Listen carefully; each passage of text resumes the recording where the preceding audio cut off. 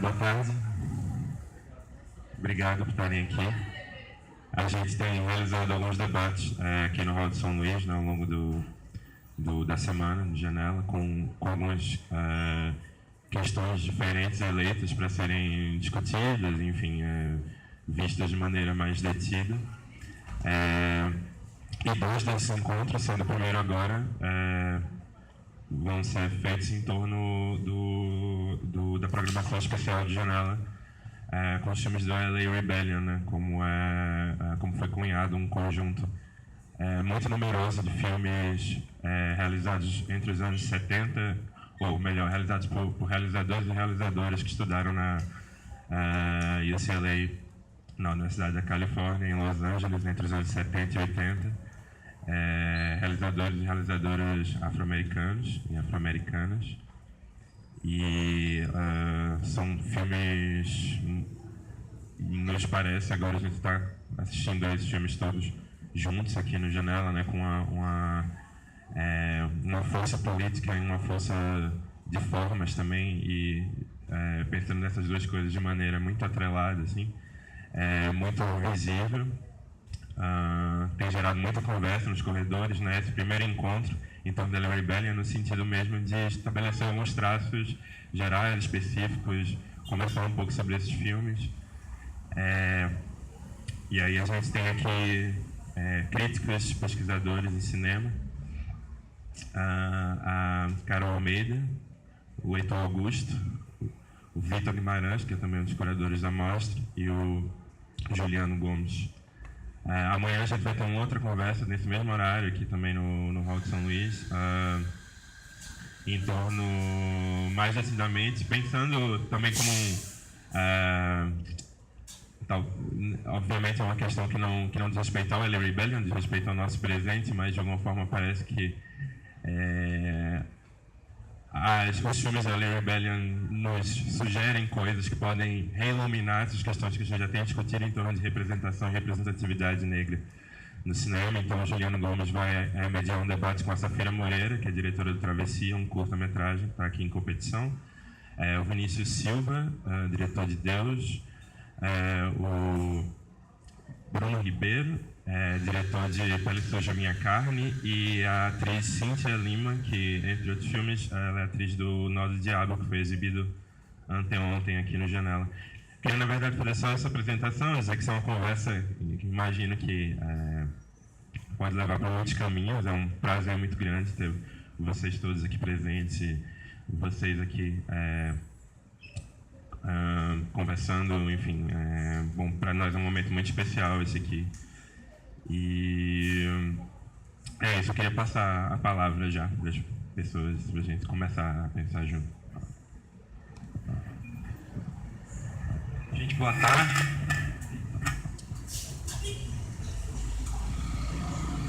Deu? Boa tarde, todo mundo. Eu sou o Vitor, fiz a programação da mostra junto com o Luiz Fernando. Eu queria fazer uma fala bem breve, assim, para meu maior interesse aqui hoje é ouvir, na verdade. LA Rebellion está sendo uma experiência muito foda de ver esses filmes juntos aqui, e está abrindo uma série de possibilidades que, para mim, tem sido uma experiência muito incrível de ver como é que esses filmes estão reverberando em Recife e como é que eles podem reverberar no Brasil hoje. A curadoria começou... Alô? Tá dando para ouvir, gente? Tá mais baixo, né? Tá ligado, mas não tá dando pra ouvir. Alô? Tá dando pra ouvir? Vitor, vamos virar ele pra cá. Eu acho que é melhor.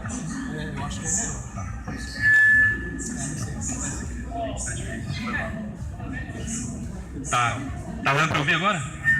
Vou tentar falar mais alto também. Tá dizendo como é microfone dinâmico? O microfone dinâmico você fala aqui e não aqui. Gente, não entendo nada de microfone. Desculpa, tá bom.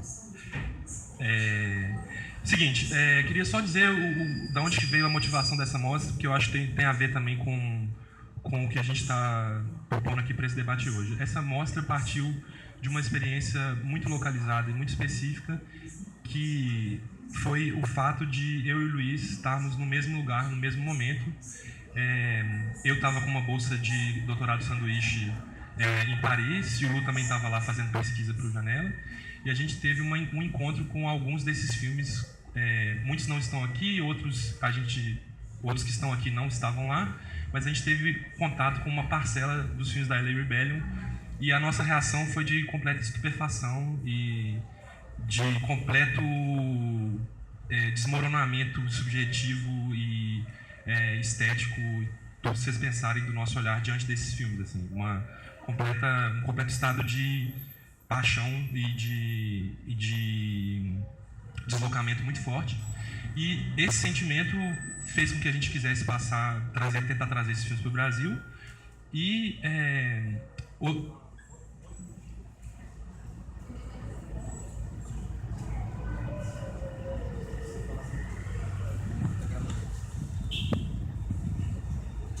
o outro motivo foi o fato de que a gente achava que esses filmes poderiam provocar no Brasil, em 2017, algumas coisas. E a gente achava que muito de um certo cinema feitos por sujeitos não hegemônicos, não brancos, não heterossexuais, enfim, uma série de escrituras emergentes de novos realizadores e realizadoras poderia ser irrigada, de certa maneira, por esses filmes, e a gente apostava muito nisso. Dito isso, eu queria dizer uma coisa só sobre a LA Rebellion. Depois a gente pode voltar nisso, enfim, se alguém tiver dúvidas também pontuais. Eu posso falar algumas coisas, não muitas, mas fiz uma pesquisa para fazer a curadoria que talvez possa trazer algumas informações. Mas a outra coisa que eu queria dizer é que, obviamente, eu, como pessoa com um certo corpo marcado, com uma certa história corporal que está em mim, acesso esses filmes de uma certa maneira e não acesso eles de outras. Então, a minha visão, possível contato com esses filmes é claramente limitada. E um dos desejos que eu tenho, e tenho já tido muitas experiências aqui, é de ouvir como é que esses filmes batem em outras pessoas, em outras subjetividades, outras histórias corporais, outras formas de viver no mundo. Isso é um interesse fundamental. Mas eu queria dizer uma coisa só, talvez, sobre a LA Rebellion, que é o seguinte, assim, é uma geração de realizadores e realizadoras muito jovens, né? Assim, quando eles fizeram esses filmes, eles estavam nos seus 20 até mais ou menos 30 e poucos anos, na universidade. Uma coisa importante a ser dita também, que a gente não disse ainda, mas o programa da universidade, que trouxe a maioria desses realizadores e realizadoras no começo dos anos 70, incluiu uma série de outras comunidades, não só comunidades afro-americanas, também chicanos, também asiáticos, também indígenas, Native Americans, né, pessoas indígenas dos Estados Unidos. Ainda o processo de restauração não chegou nessas outras comunidades. O primeiro foi feito para as comunidades afro-americanas. Então a gente desconhece essas outras produções ainda. O que se chamou de LA Rebellion foi o conjunto de filmes feitos por realizadores afro-americanos, mas o mesmo programa trouxe essas outras figuras também. Fica a possibilidade disso ainda surgir, não depende da gente, mas enfim. O que eu queria dizer é uma coisa só.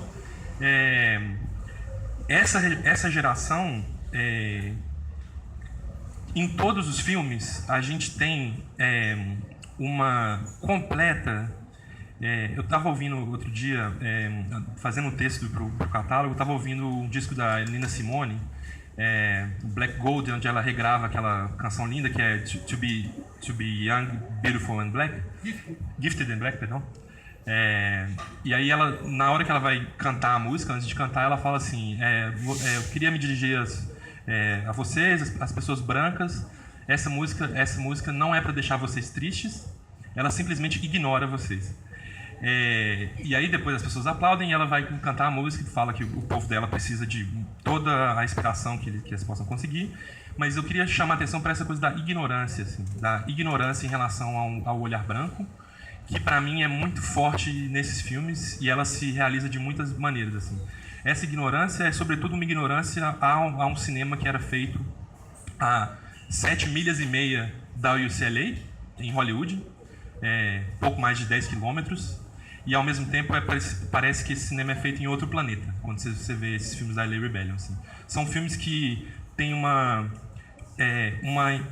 intransigência inventiva muito impressionante. Isso foi o que mais tocou a gente quando a gente viu alguns desses filmes da primeira vez. E eles abalam de maneira muito radical algumas convenções muito estabelecidas da linguagem cinematográfica que muitas vezes significou a linguagem feita na grande instituição chamada Hollywood.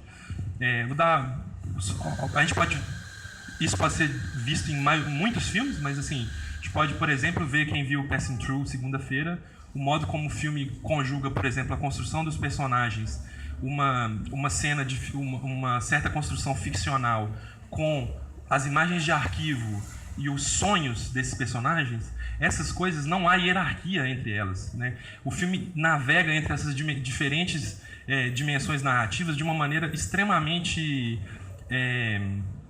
completamente não hegemônica. Há vários momentos em que a gente lida com aquelas imagens e o estatuto que elas ganham no filme não é localizável, assim. E isso, a gente pode ver isso é um exemplo de liberdade muito grande, assim. E a gente pode ver isso em muitos outros filmes. Só para dar esse exemplo e para dizer o seguinte, assim, esses filmes, a reserva de intransigência formal, política, o tipo de compromisso que esses filmes fazem em relação ao movimento negro organizado nos Estados Unidos, mas também a toda a herança do cinema africano e a herança do cinema latino-americano, faz com que eles tenham isso que eu estava falando, dessa espécie de ignorância em relação ao olhar branco, uma ignorância muito, muito potente. Só que, ao mesmo tempo, esses realizadores são, de certa maneira, kamikazes. Assim. A gente pode dizer que esses realizadores e realizadoras são meio kamikazes, porque muitos deles e delas não conseguiram construir carreiras, né? Assim, esses filmes são tão revolucionários, tão potentes, que eles simplesmente, muitas vezes, dinamitaram o caminho possível para que esses realizadores pudessem, inclusive, construir uma carreira, né? Estava conversando com a Janaína Oliveira hoje, de manhã, e ela estava me contando que outro dia foi, quando ela estava morando em Washington, e ela foi no café do Haile Gerima, chamado Sankofa, que é o nome de um filme dele que não está na mostra, mas que ele fez depois. Pra vocês terem uma ideia, né? Um realizador americano que hoje em dia vive num café etíope, né? Assim, mas que morou nos Estados Unidos. E é o caso de muitos desses realizadores e dessas realizadoras. Eles não tiveram carreiras sólidas no cinema e foram para a universidade, foram continuar fazendo filmes de maneira esparsa e tal. Mas o que eu queria dizer com isso? Assim, essa postura kamikaze, essa postura de intransigência radical, fez com que esses filmes tivessem uma espécie de reserva de imaginação, de reserva de potência cinematográfica, de potência política, que é justamente o que faz com que a gente, décadas depois, volte a esses filmes e eles possam ter essa potência que eles têm hoje, né? É difícil falar isso, eu estou falando isso não como sugerindo que a gente cria um cinema kamikaze, não é isso, assim. Mas essa postura radical e essa postura intransigente, eu acho que é algo que a gente pode, talvez, pensar em como acessá-la hoje e qual seria uma forma de intransigência possível em relação a uma linguagem colonial hoje no Brasil. Eu acho que tem muitas coisas que nos separam desses realizadores e dessas realizadoras, desses filmes, mas tem uma coisa que talvez nos una, que é uma condição colonial. E eu acho que não é à toa que esses filmes vieram buscar no cinema latino-americano, no cinema africano, fontes de inspiração. E muito por condições específicas de ver esses filmes na época, de professores específicos que trouxeram esses filmes, mas também por uma sensibilidade de dizer, nós também vivemos uma situação colonial e é preciso destruir esse pensamento colonial, e a maneira de destruir esse pensamento colonial passa pela linguagem, começa pela linguagem, começa por destruir um certo olhar que foi construído historicamente, que o Heitor vai falar um pouco desse olhar para a gente aqui agora. Gente, Heitor, boa tarde. Primeiro, queria pedir desculpa, porque enquanto o Luiz estava fazendo a apresentação, eu estava aqui comendo um croissant, mas a van chegou tarde pra cacete, eu não almocei, eu estava morrendo de fome, então foi mal, eu comi na frente de vocês. Queria agradecer o convite e, na verdade, dizer que eu estou muito feliz de estar vendo esses filmes e revendo esses filmes aqui.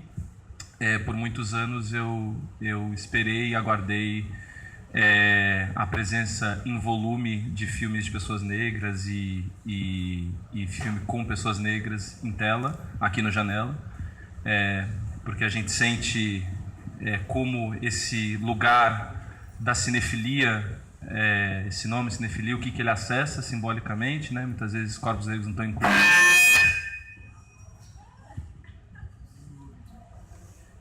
Coitado do Juliano, que está só ouvindo ali direto, né? Então, fico muito feliz, espero, torço e gostaria de ver o que está acontecendo aqui com LA Rebellion não ser algo sazonal e sim algo permanente. Eu tenho esse rolê meio de professor e ficar o tempo inteiro tentando organizar as ideias e traçar uma trajetória para que as coisas não cheguem na gente jogadas ou como se não fosse obra do acaso. Então, mais do que eu vou falar, na verdade, é tentar traçar uma linha assim, muito rapidamente de como se chega nesse negócio chamado LA Rebellion e o que vem antes em termos de ou cinema negro ou de pessoas negras fazendo cinema. E que tensões que estão colocadas, porque o Vitor já anuncia algumas tensões, que é um campo hegemônico, Hollywood e pessoas negras fazendo cinema. Tem esse campo. Mas entre pessoas negras também havia bastante tensão naquele momento. E como, uma coisa que a gente estava falando aqui, e como essa mostra está acontecendo em 2017, e nós somos espectadores de 2017, e nós estamos no Brasil, então muito do que eu vou falar é trazendo essa perspectiva, assim, de tentar entender o que essas coisas podem significar para a gente. A gente vai falar de cinema negro, a gente tem 3, e aí me desculpe para quem já sabe disso, mas acho importante colocar, a gente tem 3 lugares fortes para se falar e 3 momentos, na verdade, né? Um primeiro momento são os chamados filmes raciais, ou race pictures, a partir do final da década de 1910, que surgem como resposta, e é importante a gente pontuar isso, muitas vezes, quando a gente vai falar de cinema negro, a gente está sempre falando de resposta, então está sempre respondendo. Então, em que momento que a gente vai conseguir pautar e não só responder?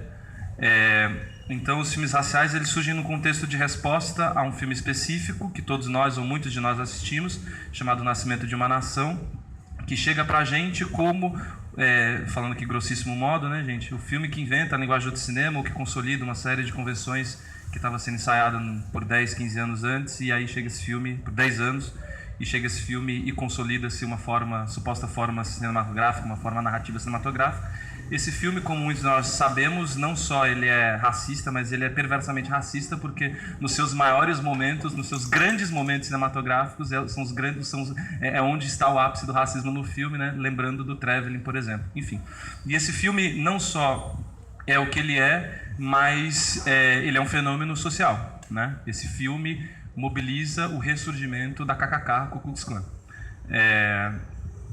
Então, os race pictures surgem como uma resposta a esse filme. Primeiro surge como uma resposta do nós podemos fazer também, mas o primeiro ponto é isso, surge para responder esse filme e surge para responder esse tema que, infelizmente, a gente nunca consegue superar, que é oferecer imagens que sejam verossímeis à nossa vivência de pessoas negras, né? O que a gente, grosso modo, chama de representação e representatividade, mas essa questão pautada ali, né? Nós não somos o Gus, o estuprador de carne branca, no caso do Nascimento de uma Nação. Nós somos uma professora do Sul que viaja ao Norte para educar e para empoderar a raça negra. Estou citando aqui, por exemplo, um filme chamado Dentro de Nossas Portas. Enfim, é um filme feito muitas vezes por artesãos, muitas vezes por pessoas de classe média que estão pautadas na questão da elevação social via educação.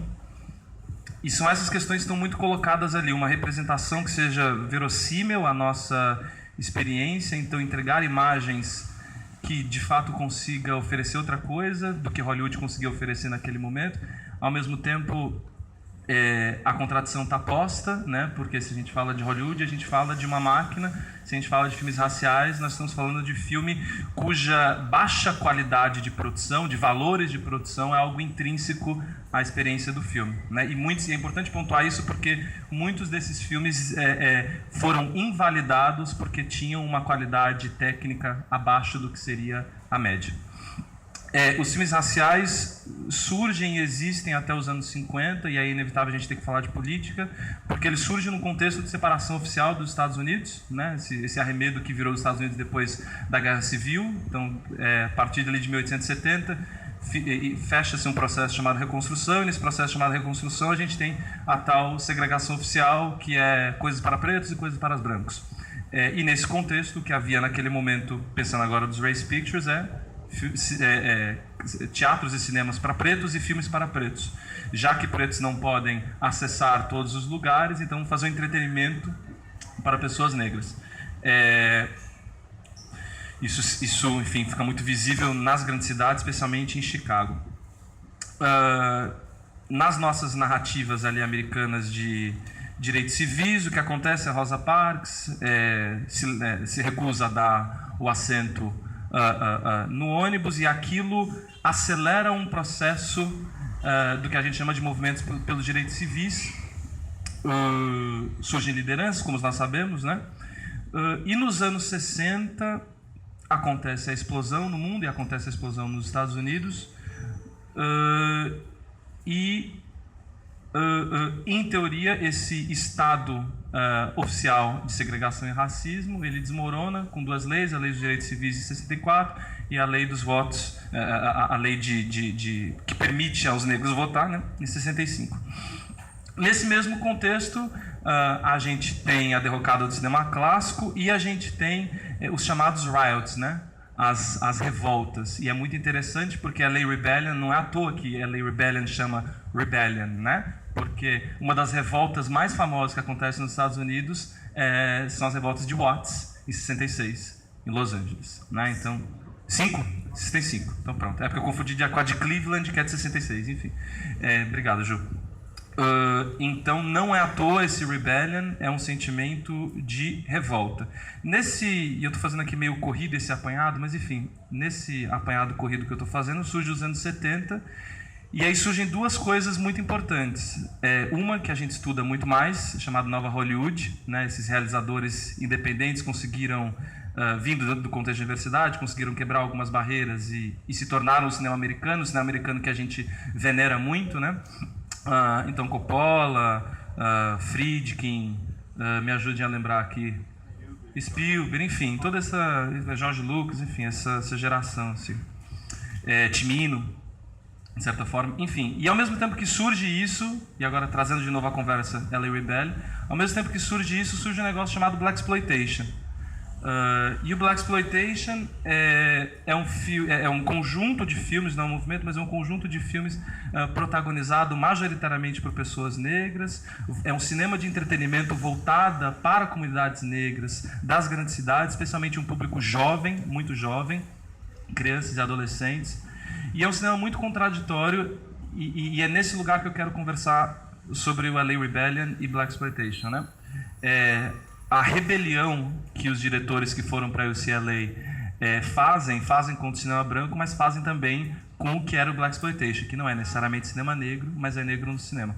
Por quê? Porque ali naquele contexto ali de complexidade, o que acontece é uma explosão de pessoas negras na tela, ocupando outros personagens, ao mesmo tempo ocupando os mesmos personagens. Então, por um lado, o que a gente tem, por exemplo, um filme muito famoso é o Shaft, né? O Shaft repete uma série de estereótipos do que é o corpo negro, né?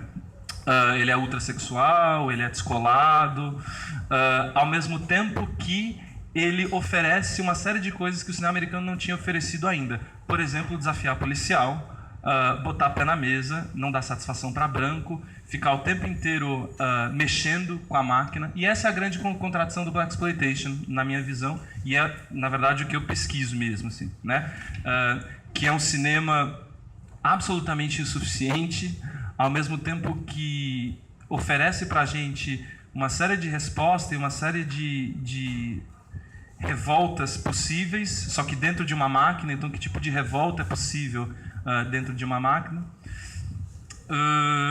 Então, a rebelião do Rebellion passa por aí também, assim, de naquele momento o Blaxploitation foi tido como uma modulação da indústria americana de continuar repetindo e repercutindo as mesmas imagens sobre pessoas negras. É óbvio que agora a gente olhando com o tempo passado, a gente pode refletir se de fato era só isso mesmo.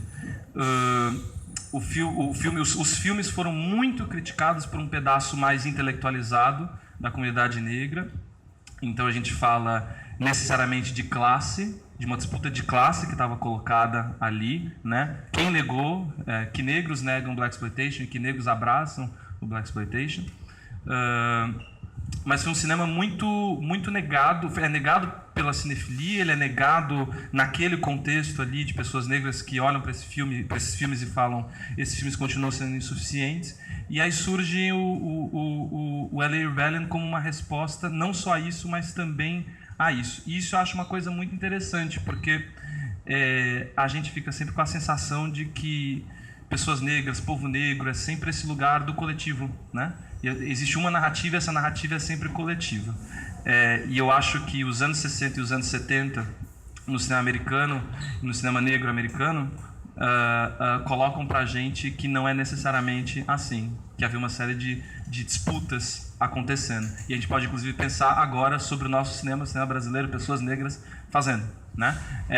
Que imagens são tidas como cinema negro, que imagens são bem recebidas enquanto cinema negro, que imagens que não são recebidas enquanto cinema negro. Quais são as tensões que estão em disputa? Existe uma certa convenção do que a gente deve fazer para poder fazer cinema negro, ou pessoas negras fazendo cinema? Acho que essa é uma colocação. O Race Pictures são os Race Pictures, os filmes raciais ali dos anos 30, 40, dos anos 20, 30, 40 e 50. São filmes que almejam, em muitos lugares, serem filmes educativos, mas almejam também entreter. O Blaxploitation, ele é majoritariamente um cinema comercial, e a gente chega na LA Rebellion, que surge num contexto de universidade, que surge num contexto, como o Vitor pontua muito bem, de absoluta invenção formal. Então, acho que quando a gente aqui, também vocês, se a gente for entrar especificamente nos filmes, isso vai ficar colocado, mas eu já queria, por exemplo, fazer um convite, porque acho que a primeira sessão do Cinzas e Brasas é amanhã, né? Então, por exemplo, os primeiros 15 minutos de Cinzas e Brasas, assim, é uma coisa que para mim deveria ser passada em looping, é a única sessão. Então, pronto, já estou fazendo propaganda do Cinzas e Brasas, do Haile Gerima, o senhor que hoje tem um café e que vive de café, vive de vender café. Mas por que eu fui falar disso mesmo? Tá, invenção formal, enfim, valeu, Bruno, Vitor, obrigado. Então, contexto de invenção formal, o que significa dizer que, por um lado, esses filmes fazem o que fazem mesmo, e apontam pra gente que pessoas negras fazendo cinema pode ser um monte de coisa, um monte mesmo, e eu acho que a gente, enquanto brasileiro, precisa se apropriar dessa ideia, apropriar, assim, agarrar desesperadamente essa ideia, que a gente pode fazer uma série de coisas muito distintas. E eu entendo, por exemplo, que talvez a gente esteja num contexto de cidadania, que a gente precisa enunciar que a gente existe, então muitos dos nossos filmes ainda enunciam uma existência, né?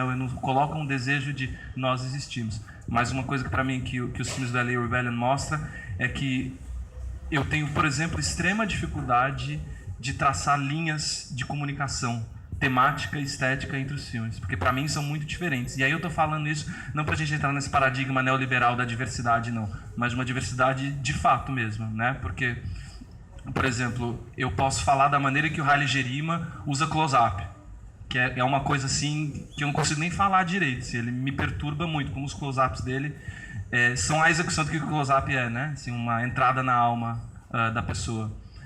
Aí ao mesmo tempo você tem os filmes da Julie Dash que vão trabalhar, o longa especialmente, né, o Filhas do Vento, trabalhar uma certa ideia de ancestralidade. Aí você tem os filmes do Charles Burnett, que são absolutamente urbanos, né, absolutamente colocados ali naquele real, né. Mas eu estava falando de academia e eu preciso fechar um pouco minha fala, senão eu vou ficar monopolizando. A inventividade, né. Eu falei do Cinzas e Brasas porque tem uma discussão muito bonita no Cinzas e Brasas, que o Cinzas e Brasas é sobre um veterano do Vietnã que volta e aí tem que lidar com uma série de coisas ali na comunidade dele. Uma das coisas é não conseguir se encaixar.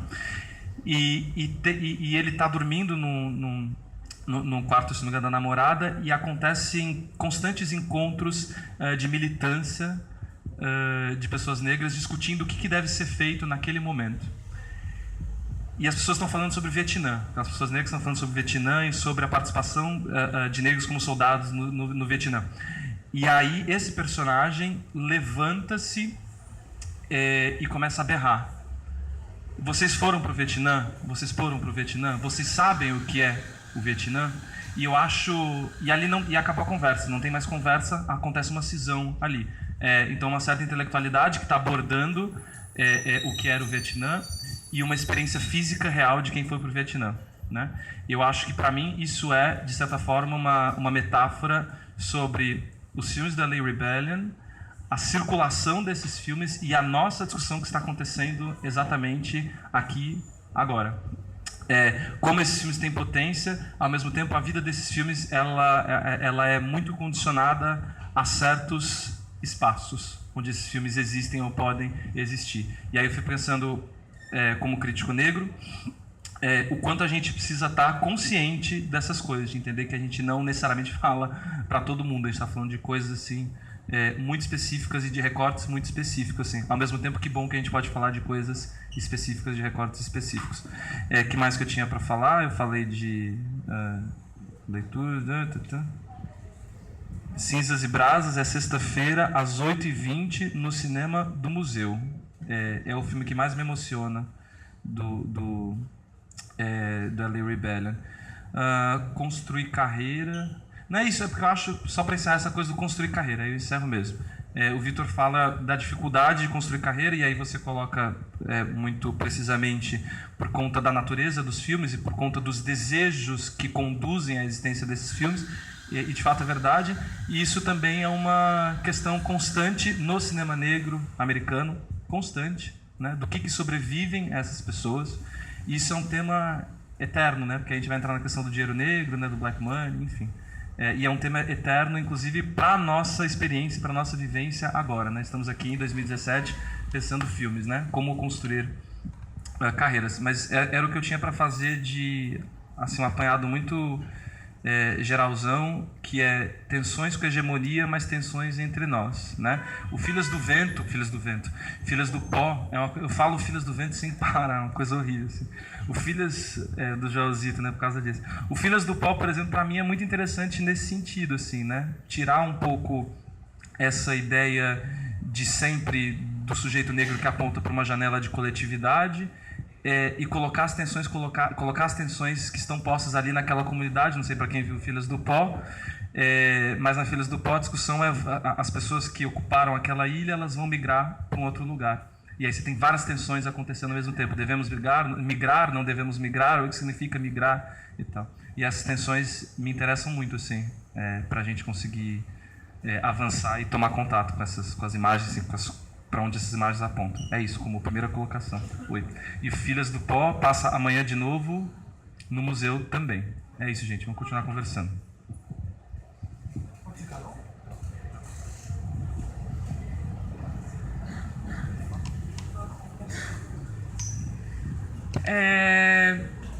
Obrigada pelo convite de estar aqui com todos vocês, e queria agradecer muito a Heitor por essa aula, ainda que curta, que breve, a gente fica querendo sempre escutar mais. E, na verdade, eu queria começar a minha fala com um lugar de extremo desconforto meu, de estar aqui mesmo, e queria criar uma provocação, porque eu acho que essa provocação ela é necessária, urgente, até para que isso, como o Heitor falou, que o LA Rebellion não seja um fenômeno sazonal e que ele atravesse o próprio pensamento sobre o cinema, enfim, em todas as outras edições do Janela, que isso esteja passando pelo processo de curadoria, pelo processo de jogar as pessoas aqui em rede de debate. Obviamente, meu desconforto é o fato de não haver uma mulher negra aqui como crítica e pesquisadora de cinema, porque essa mulher precisava estar aqui agora, nesse momento, e seria muito importante que o Janela observasse isso. Enfim, eu poderia citar nomes como de Kênia Freitas, que escreve muito bem, e pesquisa muito bem sobre o cinema. A pesquisa dela hoje é sobre o afrofuturismo. A própria Janaína, que foi citada aqui algumas vezes, é uma referência internacional hoje, não é uma pessoa, sabe, assim, é uma referência internacional para discutir cinema realizado e pensado criticamente por pessoas negras. Então, essas mulheres, elas precisam estar no Janela de Cinema, enfim, em várias instâncias do Janela. Tendo isso dito, eu fiz, na verdade, alguns apontamentos aqui. E a outra coisa que, enfim, a gente está falando muito de como a LA Rebellion ele traz um vigor e uma coisa da qual a gente não consegue mais, enfim, alguns filmes que a gente está vendo, e pelo menos para mim essa é uma experiência muito concreta, eu nunca mais vou conseguir esquecer as imagens desse filme. Esses filmes vão ficar carregados em mim durante a minha vida inteira. E ainda que a gente esteja vendo um recorte muito específico, porque foi uma produção muito intensa e muito diversa, me parece que é muito sintomático e muito histórico que uma coisa da potência e da intensidade do LA Rebellion não seja estudado nas academias e nas escolas de cinema do mundo inteiro como algo... enfim, como a novela vaga é estudada, como o neorrealismo italiano é estudado, como a própria nova Hollywood é estudada e jogada lá em cima, assim. O fato do LA Rebellion não ter esse espaço, para mim, é uma coisa absolutamente... E a gente está discutindo aqui linguagem cinematográfica, assim, as potencialidades de debate sobre linguagem cinematográfica que o LA Rebellion nos traz, que esses filmes nos trazem. Porque... E aí eu vou explicar um pouco, assim, eu como pessoa branca, de como é que a primeira vez que eu ouvi falar disso que hoje se chama de LA Rebellion, que na época não havia nem sequer esse nome. Isso foi uma coisa que foi cunhada nos anos 80 já. Há alguns anos eu estava assistindo a um filme, eu acho que na Mostra de São Paulo, se não me engano, um filme chamado Los Angeles Plays Itself. É um filme que trata basicamente de como a cidade de Los Angeles, o imaginário dela é construído pelo cinema, né? E aí é um filme longo, tem quase 3 horas de filme, e lá pro finalzinho do filme, ele vem falando, o diretor, o Tom, ele vem falando de como essa cidade, que é a cidade onde ele mora, é uma outra cidade no cinema. Mas aí lá pro final da história, ele fala assim, existe uma cidade que as pessoas não acessam, uma Los Angeles que as pessoas não acessam, que está num determinado grupo de filmes feitos por realizadoras e realizadores negros nos anos 70, chamado... Não, ele não fala LA Rebellion, na verdade, ele fala, enfim, ele fala do Haile Gerima, ele fala do Matador de Ovelhas, ele fala de uma série de coisas, mas ele não chega a falar LA Rebellion. E aí eu vi as primeiras imagens do Bush Mama, e aí eu fiquei, what? O que é isso? E aí... Vendo essas imagens, eu fui, enfim... Obviamente, esses filmes são de super difícil acesso, não são tão fáceis assim. E aí, alguns anos depois, eu entrei em contato com um texto que, para mim, é um texto que, enfim, que eu volto para ele sempre, que é um texto da Bell Hooks, porque eu comecei a me interessar, e inclusive isso não é a minha pesquisa acadêmica, isso é um interesse meu, enfim, por ser uma mulher que me interessa pela representação da mulher no cinema. E aí... Por me interessar por isso, terminei dando de cara com esse texto da Bell Hooks chamado Olhar o Positivo, a espectadora negra no cinema. E nesse texto, a Bell Hooks fala dessa dificuldade, né, dela como mulher negra que gostava de ir ao cinema, de um processo de dupla negação que ela precisava administrar dentro dela ao entrar dentro de uma sala de cinema. A negação de ser uma mulher e a negação de ser negra, né? Então ela tinha que negar tudo isso dentro do corpo dela para conseguir desfrutar disso que se chama prazer visual de assistir a um filme. E aí nesse texto ela faz uma coisa muito incrível, que é uma provocação de dizer assim, não, a gente precisa criar um certo prazer opositivo de ter um olhar que sinta um certo tesão com uma postura crítica de ver as imagens. E aí ela cita, né, o Illusions, que é um dos curtas que está aqui, da Julie Dash, como um dos filmes que provoca isso. Assim, a Julie Dash é uma pessoa que sempre falou assim, que gostava muito de ir para o cinema, mas que em nenhum momento se via, né, nessa tela. E esse exercício de não se ver, ou ser vista, mas não ser reconhecida, que é inclusive uma fala do Illusions, ela vai, com esse curta, ela faz um apanhado de tudo isso. Assim, é um filme sobre a própria história do cinema. Um filme curto, mas que conta muita coisa sobre a história do cinema. E aí, enfim, tendo acesso agora, né, a esses... Enfim, eu já tinha visto Filhas do Pó, tinha visto algumas cenas de Bush Mama, e as coisas que são mais acessíveis, como Matador de Ovelhas e tal. Mas passando essa semana aqui, tendo visto os filmes que eu vi até agora, me parece que a gente está falando de algumas outras instâncias de tempo e de espaço no cinema, assim.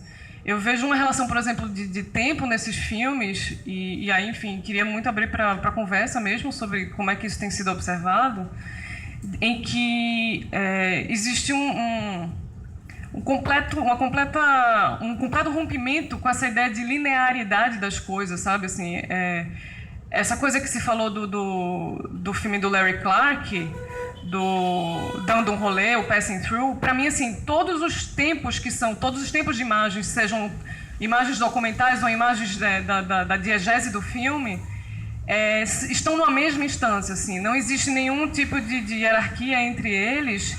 E é como se essa coisa de um passado, presente e futuro, ela se quebrasse completamente nesses filmes, porque, e aí voltando para o Filhas do Pó, você vê como toda uma questão de ancestralidade está atravessada no tempo presente das coisas.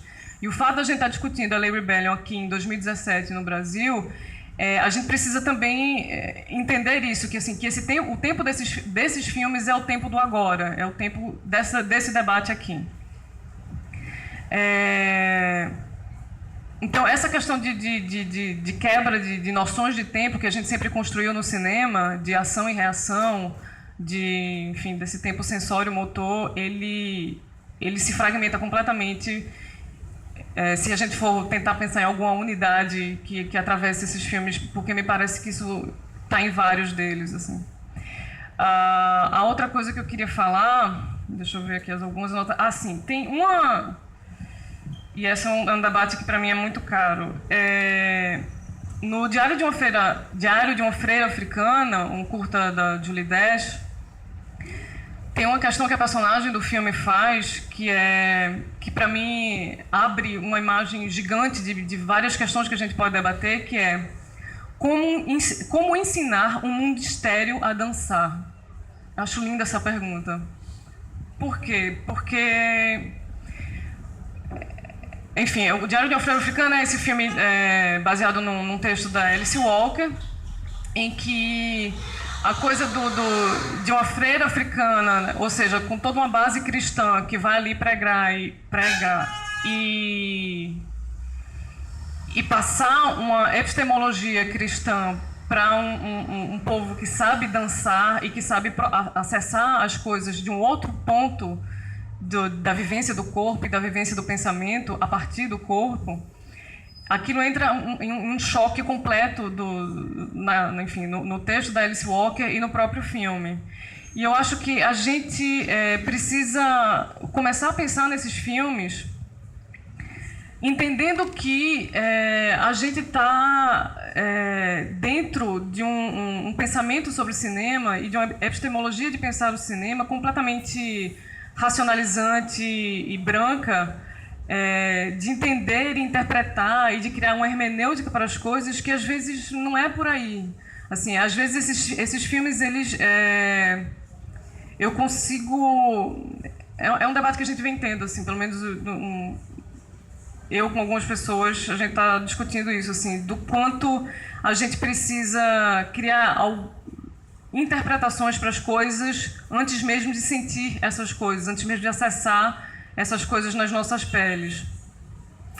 E eu acho que, assim, a gente precisa passar por outros autores e outras autoras. E aí eu vou citar alguém que eu costumo citar frequentemente, que é a Juliana Bruno, que é uma arquiteta, que ela fala de ter uma atitude mais voyageur, de atravessar por dentro desses filmes, e um pouco menos voyeur, de nos distanciar desses filmes como sujeitos que estão alheios ao objeto que é o filme, assim, de entender o filme como uma parte do processo das nossas vidas e dos nossos corpos. Então, me interessa muito, e quando eu vejo uma cinematografia como a do LA Rebellion, eu consigo... São filmes que me trazem para dentro, assim, eu consigo fazer essa prática de ser voyageur por dentro deles, ainda que eu seja essa mulher branca de 2017, enfim, com todas as vivências que isso implica. Mas são filmes que me convidam a esse atravessamento. Então, eu acho que a gente precisa pensar também em um outro modo de acessar o cinema que não seja por essas vias racionalizantes que estabelecem e que abrem um filme como se fosse o motor de um carro, sabe? Em que você consegue identificar o que é enquadramento, o que é jogo de luz, o que é desenho de som, e aí você vai descascando o filme como se ele fosse de fato uma máquina. E o filme é muito mais do que isso, assim, o filme é vida, né? Eu acho que esses filmes da LA Rebellion, eles são uma prova cabal disso. E a outra coisa que, na verdade, eu queria falar é só citar um trechinho aqui do próprio texto da Bell Hooks, que eu acho que, justamente quando ela vem falar de illusions, que eu acho muito importante... segura aqui. Obrigada. Não, tá aqui, amigo. Obrigada. Quando ela fala uma coisa que eu acho incrível e que atravessa todo, assim, a gente... E uma coisa muito específica que eu não falei e que para mim é muito importante de falar do LA Rebellion é de ver como as mulheres têm uma força incrível em todos esses filmes, assim, e de como as crianças também têm essa força, porque são filmes que falam de afetos familiares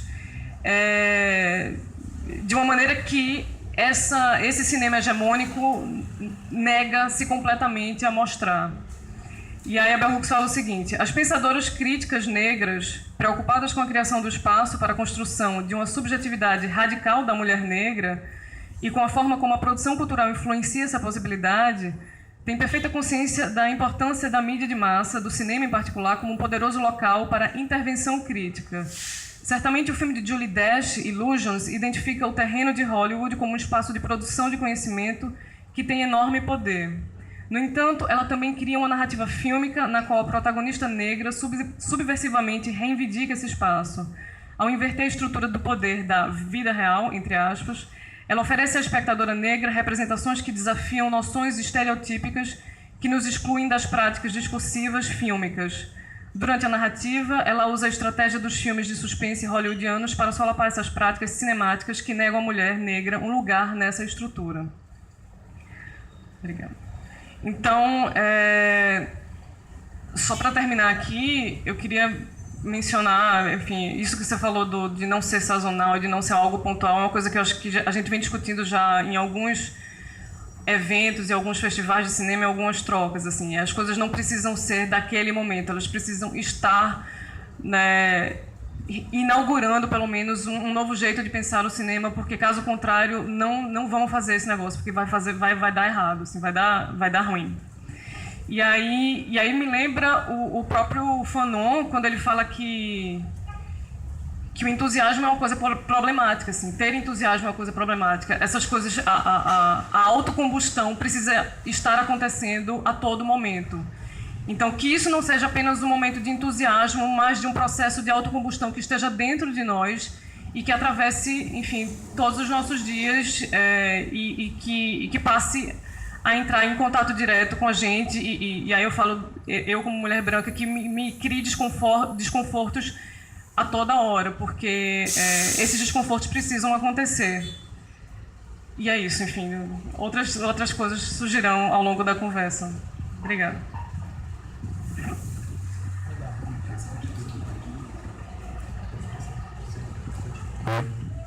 Não, acho que dá.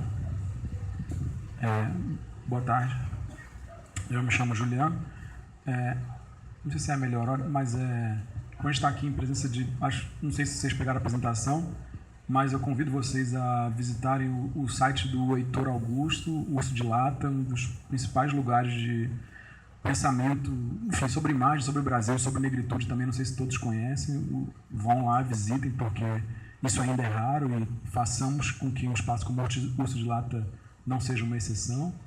E também o trabalho da Carol Almeida, que está precisamente no Fora de Quadro, Carol? Sim, que tá o texto. Tem lá o texto da Rox também, não tem? Publicado lá, enfim. Convido vocês a chegar mais e se adentrar no rolê. Deixa eu perguntar uma coisa. Quem está ou fez universidade aqui?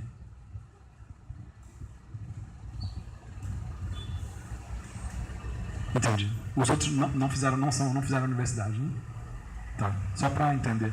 Porque saber, enfim, em que medida é uma conversa universitária. Porque é importante, porque eu acho que um dos marcadores que vai dizer o que é o LA Rebellion são negros que foram à universidade e que foram acolhidos por ela. E é um pouco estranho, ou no mínimo expressivo, que o quanto isso configura uma exceção tão enorme.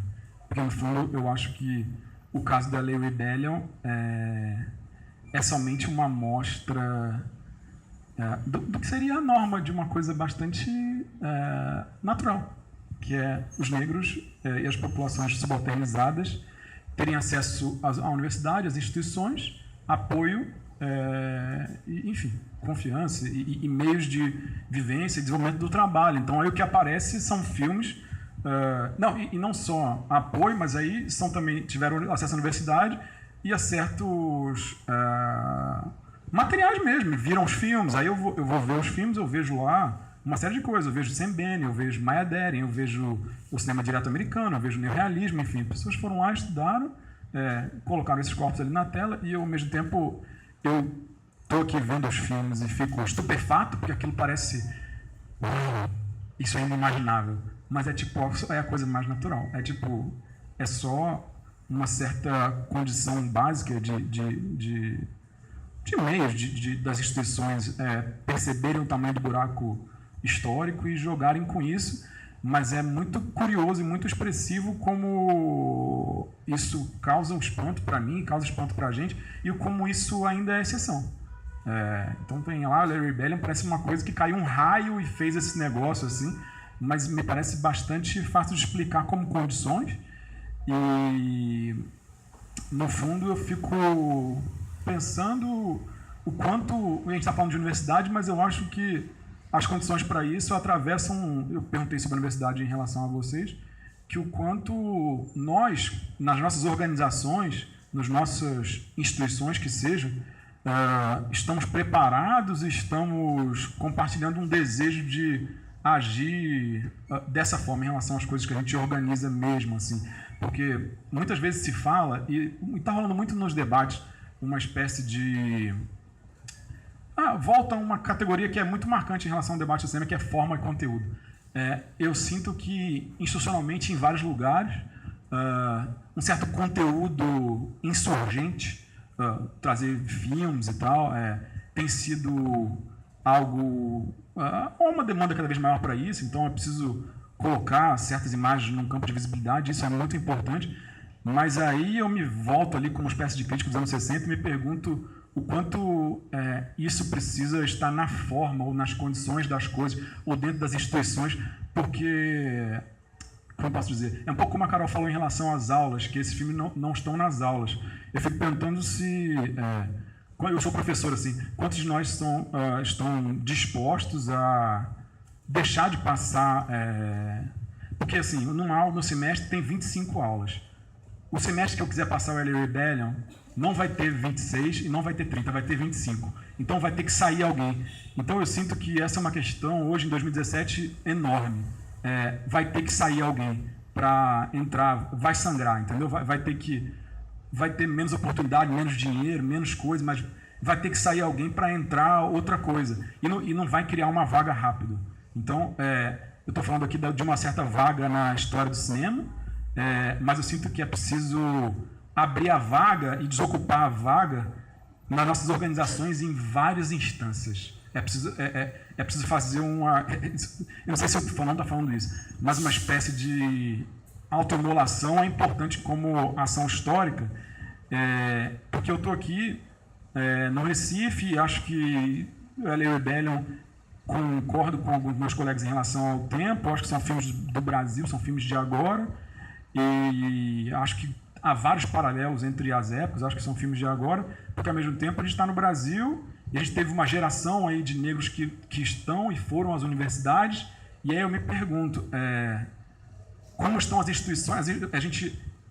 A nossa experiência, que tem várias rimas com a experiência americana, tem absolutamente todas as condições de refazer uma experiência como a LA Rebellion.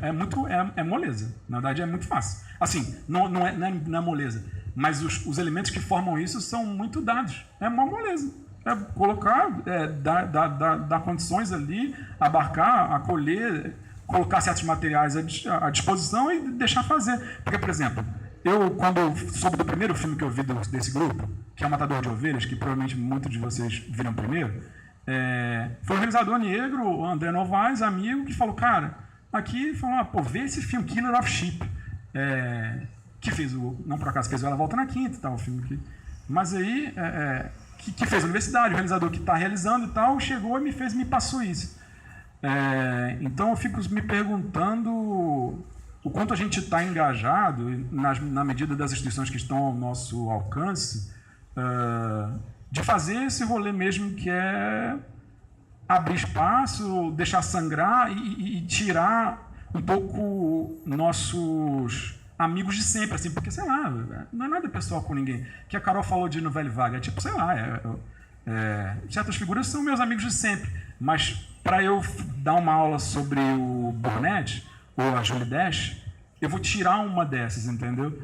Então eu sinto que essa emoção de uma certa sensação de...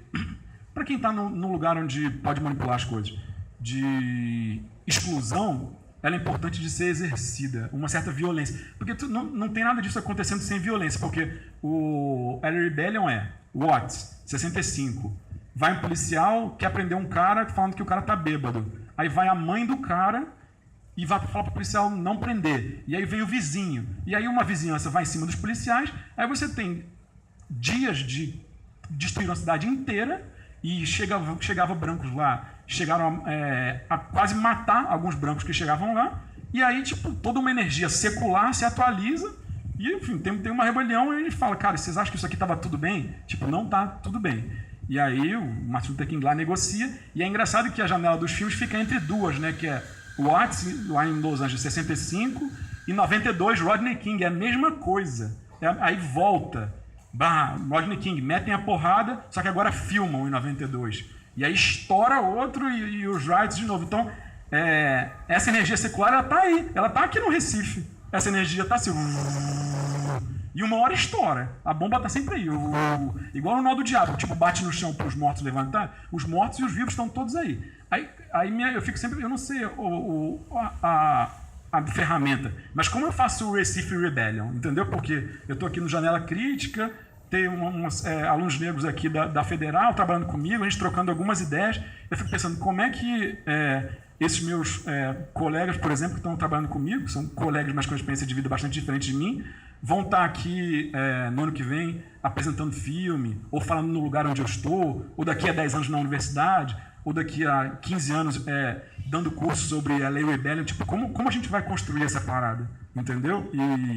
E fazer com que a plateia desses filmes seja menos branca, porque esses filmes, por conta do rolê universitário, eu até queria talvez começar a terminar a falar perguntando isso, como é que foi o circuito de visão desses filmes, porque eu sinto que uma instituição como a universidade, ela tem certas maldições, e essa maldição é super brasileira, ela precisa ser pensada muito forte hoje no Brasil, que é um certo elitismo e um certo satisfação com o microcircuito elitista, e a universidade tem isso como muito vivo. Mas eu fico me perguntando, quero perguntar para vocês, se os pretos pobres viram esses filmes, porque eu suponho que em alguma medida talvez não. E aí perguntar mesmo como é que a gente desfaz esse circuito, porque é massa, o art house é massa, ele faz muita coisa, e eu fico aqui e supondo que até o Janela faz parte disso, eu me alimento demais, saio daqui felicíssimo e vejo coisas maravilhosas. Mas, tipo, como é que há espaços de tensão em relação a essa forma de circuitar, sabe? E aí, enfim, vendo esses filmes eu me pergunto isso, como é que a gente desfaz essa maldição elitista de um circuito que se retroalimenta, endogâmico e tal, que agora, nos últimos 10 anos, trouxe uma galera nova, com experiências de vidas novas, que está batendo na porta, que vai chegar no primeiro dia de aula para o professor e vai falar: professor, só tem filme europeu e livro europeu aqui no programa? Esses meninos estão aí fazendo. Mas eu não sei o que os seus professores estão percebendo o tamanho do buraco, se eles estão dispostos a mexer um pouquinho a bunda, entendeu?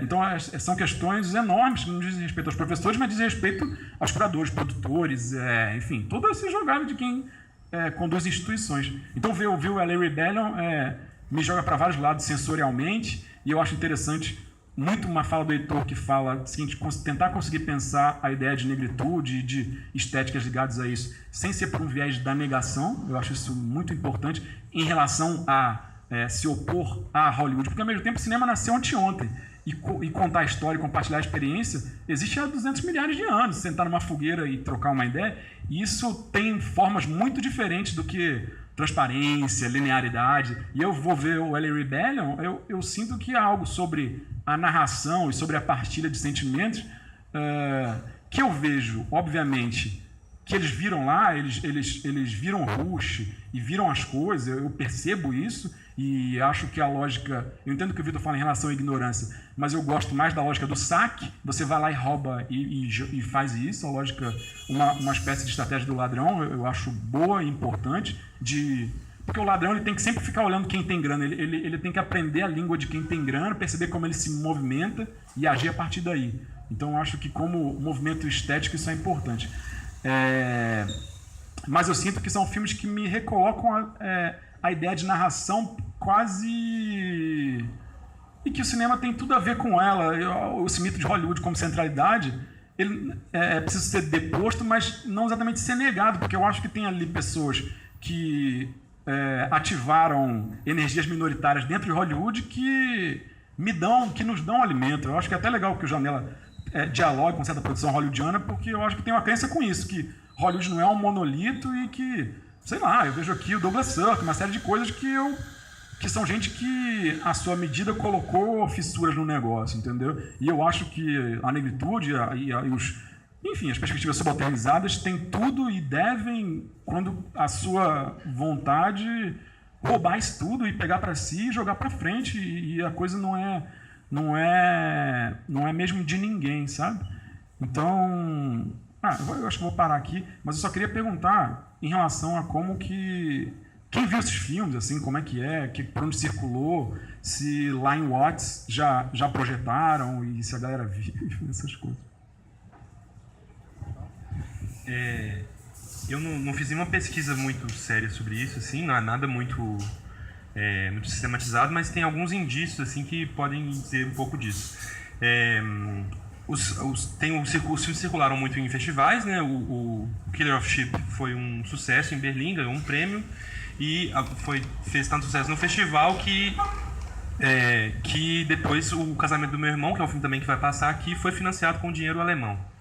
Né? Então tem um indício desse tipo, de circulação em festivais europeus, mas também nos Estados Unidos tem um circuito grande de festivais.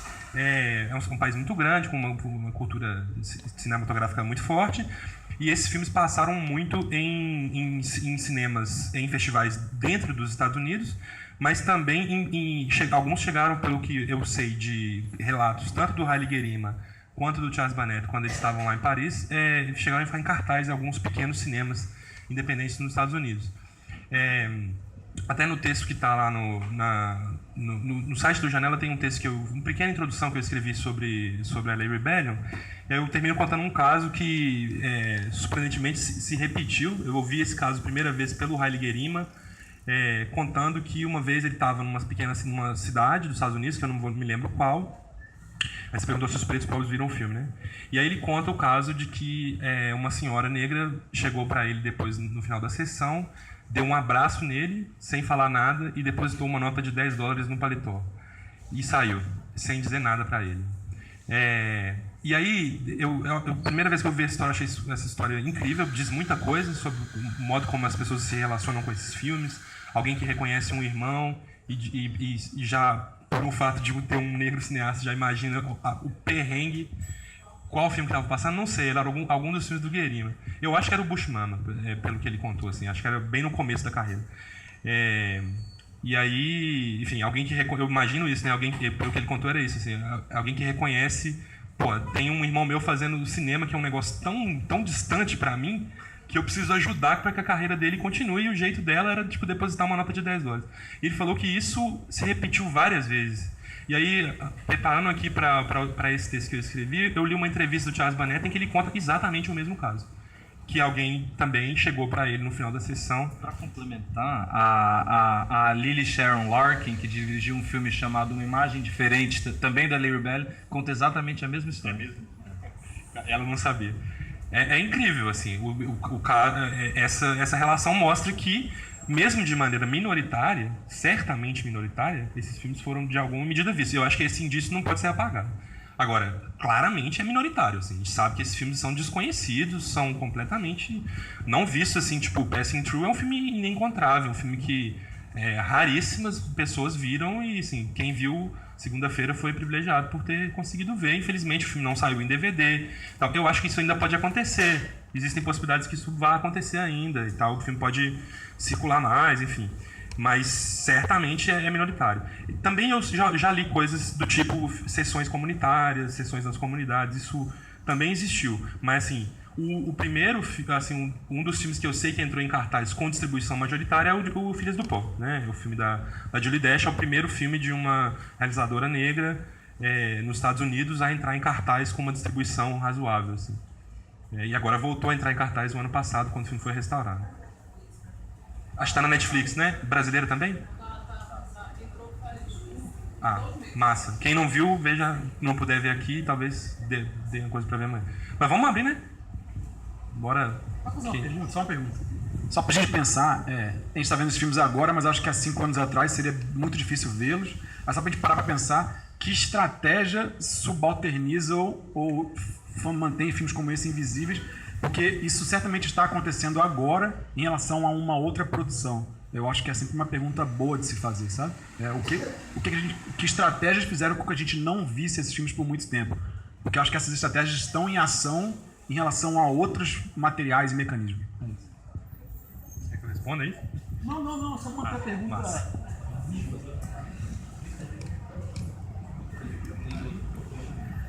Esse tá ligado. Ele tá bom esse, eu acho. Tem fio. Ah, entendi. Tem fio curto? Não, tem fio só, gente. Pode puxar, né, Juliana?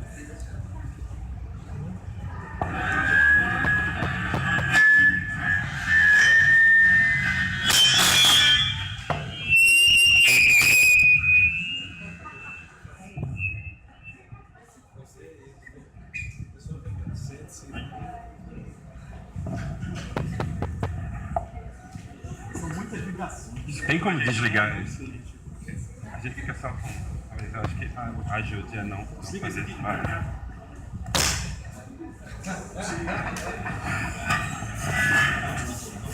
Oi, gente. Meu nome é Anthony, né, tá? Eu sou calorão de cinema aqui da UFPE. E aí eu tava pensando assim, quando eu não sabia ainda como era o espaço do Janela de Cinema, enfim, eu entendo Janela Crítica.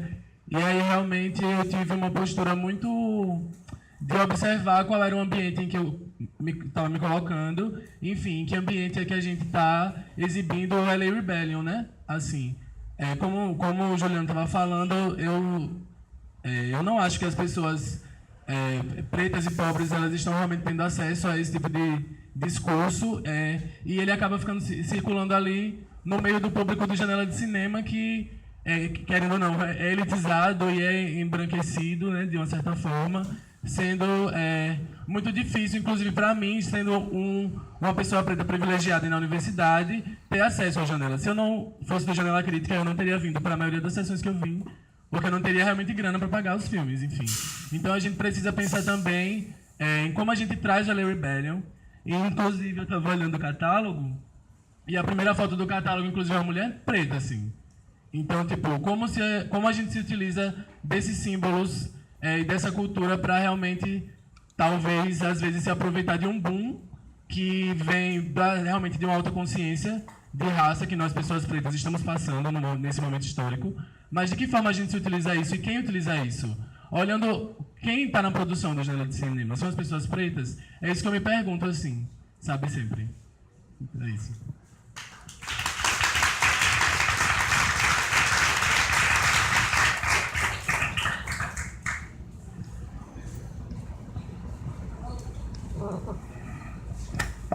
Então, acho que, na verdade, o que eu queria dizer foi bem contemplado na fala da colega, porque isso me angustiou bastante, de estar assim, de chegar ali no museu e ver um discurso, assim, centenas não, mas alguns discursos que eu disse, gente, esse pessoal não sabe nem por que está aqui só para dar uma pinta mesmo, sabe? Que está vendo para a janela. Porque, eu não vou para o São Luís porque o São Luís é muito ruim para mim, eu prefiro vir para cá, tá aqui. Tá, beleza. Então, assim, tinha um bocado de gente branca na sala assistindo um filme que era super enriquecedor pra gente, pra população negra, e eu acho que é pra todo mundo em geral, não só pra gente, né? Já que a gente está nesse debate de branquitude também, que espaço é esse, que essa posição que o branco precisa ter com relação à população negra, porque a gente está em 2017 e assistindo coisas e vendo coisas que acontecem até hoje. Hoje eu li uma amiga da gente, tinha postado, não acesso muito, mas, enfim, ela postou ontem, eu acho, uma cena dos policiais dando baculejo aqui na frente dos meninos e um monte de gente fingindo que nada estava acontecendo. Sabe? Pra gente isso é muito doloroso, porque a gente sabe que quem está ali é a população da gente, que está sendo agredida, que está sendo impedida. Desde o começo que Yane fala, Yane Mendes, eu não sei se está aqui, que é do Totó, está junto com a gente no júri da ABD, é fotógrafa, e desde o primeiro dia que a gente convidou a Yane para ser jurada, a Yane falou assim, poxa, como é que eu vou... Todas as perguntas de Yane, para mim, são muito... eu fico muito fragilizada, porque, tipo, isso é pra gente? A gente vai ter acesso? Sabe? É como se ela estivesse entrando na casa de uma pessoa e eu sempre pudesse tocar em nada, porque todo mundo achava que ela ia roubar. E isso é muito natural, assim, sabe?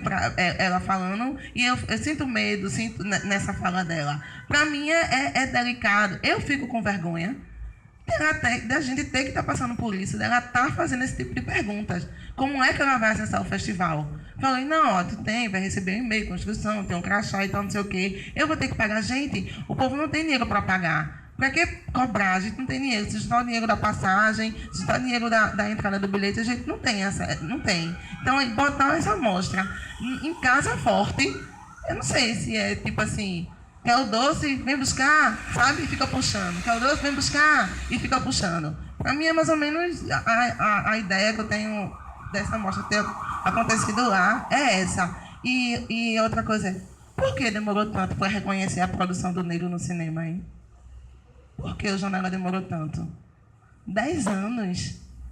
10 anos, sabe? Pra gente... E a gente ainda não tem um filme nigeriano. E o cinema na Nigéria, para quem não sabe, é um cinema extremamente potente. Janela Oliveira está lá, inclusive. Passou, acho que uma semana lá, no Festival Internacional de Cinema também, lá. E, assim, eu acompanhando Jana, que foi para lá para estudar também, mas vai passar... Está morando lá um período, volta agora no final do ano.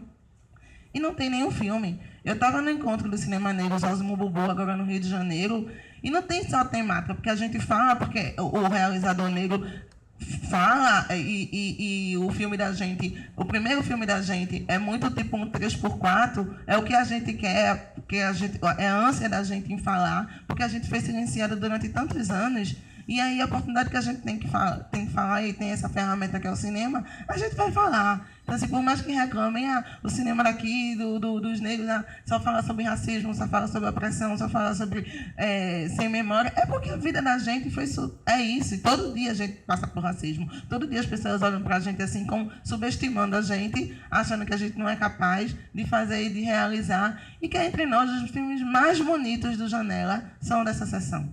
São os filmes que foram produzidos no início da década de 60. E são os melhores filmes que estão sendo exibidos no Janela. E, sim, sem ser arrogante também, até os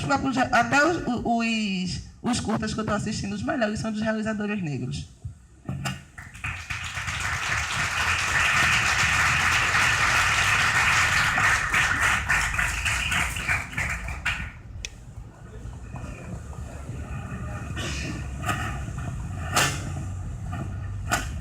Eu queria pegar um pouquinho no que o Heitor começou a falar, mais para sugar da pesquisa de vocês aí. Na verdade, é uma pergunta para todo mundo, assim. Queria que vocês falassem um pouco mais sobre essa questão que você colocou um pouco da LA Rebellion como uma espécie de oposição ou resposta ao Blaxploitation, que é uma questão muito presente dentro da cultura negra, assim, se a gente for pensar o rap consciente versus rap ostentação, que não necessariamente é sempre uma oposição, né? Às vezes se encontra, às vezes se distancia, e que recentemente também tem um programa de comédia que chama Def Comedy Jam, que completou 25 anos, assim, que é um programa que por muito tempo, talvez até hoje, ele foi colocado como um programa de baixo nível, assim, e que ao mesmo tempo era um lugar de refúgio, assim, para muitos comediantes negros, homens e mulheres, assim.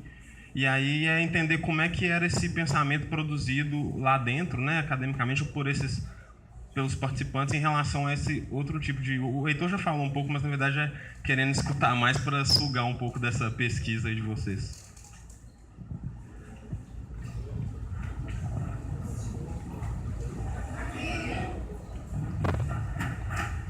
Boa tarde. É só para tentar acompanhar um pouco, eu faço parte de duas iniciativas que é para pensar esse cinema com a formação de uma plateia que é uma plateia preta, né? E aí eu queria saber como a gente faz para poder... Se é possível multiplicar, sabe? Faço parte de um projeto de... Foi eu não? E aí eu... Nossa. De um cineclube, que é um projeto... Você quer falar assim? Tá, ok. Pronto. E aí eu faço parte de um projeto de extensão, que é um cineclube. E aí é um cineclube universitário, então já tem um público também, a maioria é branco. Só que a gente vai ter agora um cineclube, que é uma iniciativa de um coletivo de realizadores negros. E aí eu queria saber como a gente consegue multiplicar esse material, que é um material realmente difícil de acesso. Isso muito mais tentando entender essa lógica do que Juliano fala, assim, do nosso próprio repertório, assim, de como a gente acessa esses filmes. Aí eu queria que vocês falassem um pouco dessa multiplicação, assim, desse conteúdo.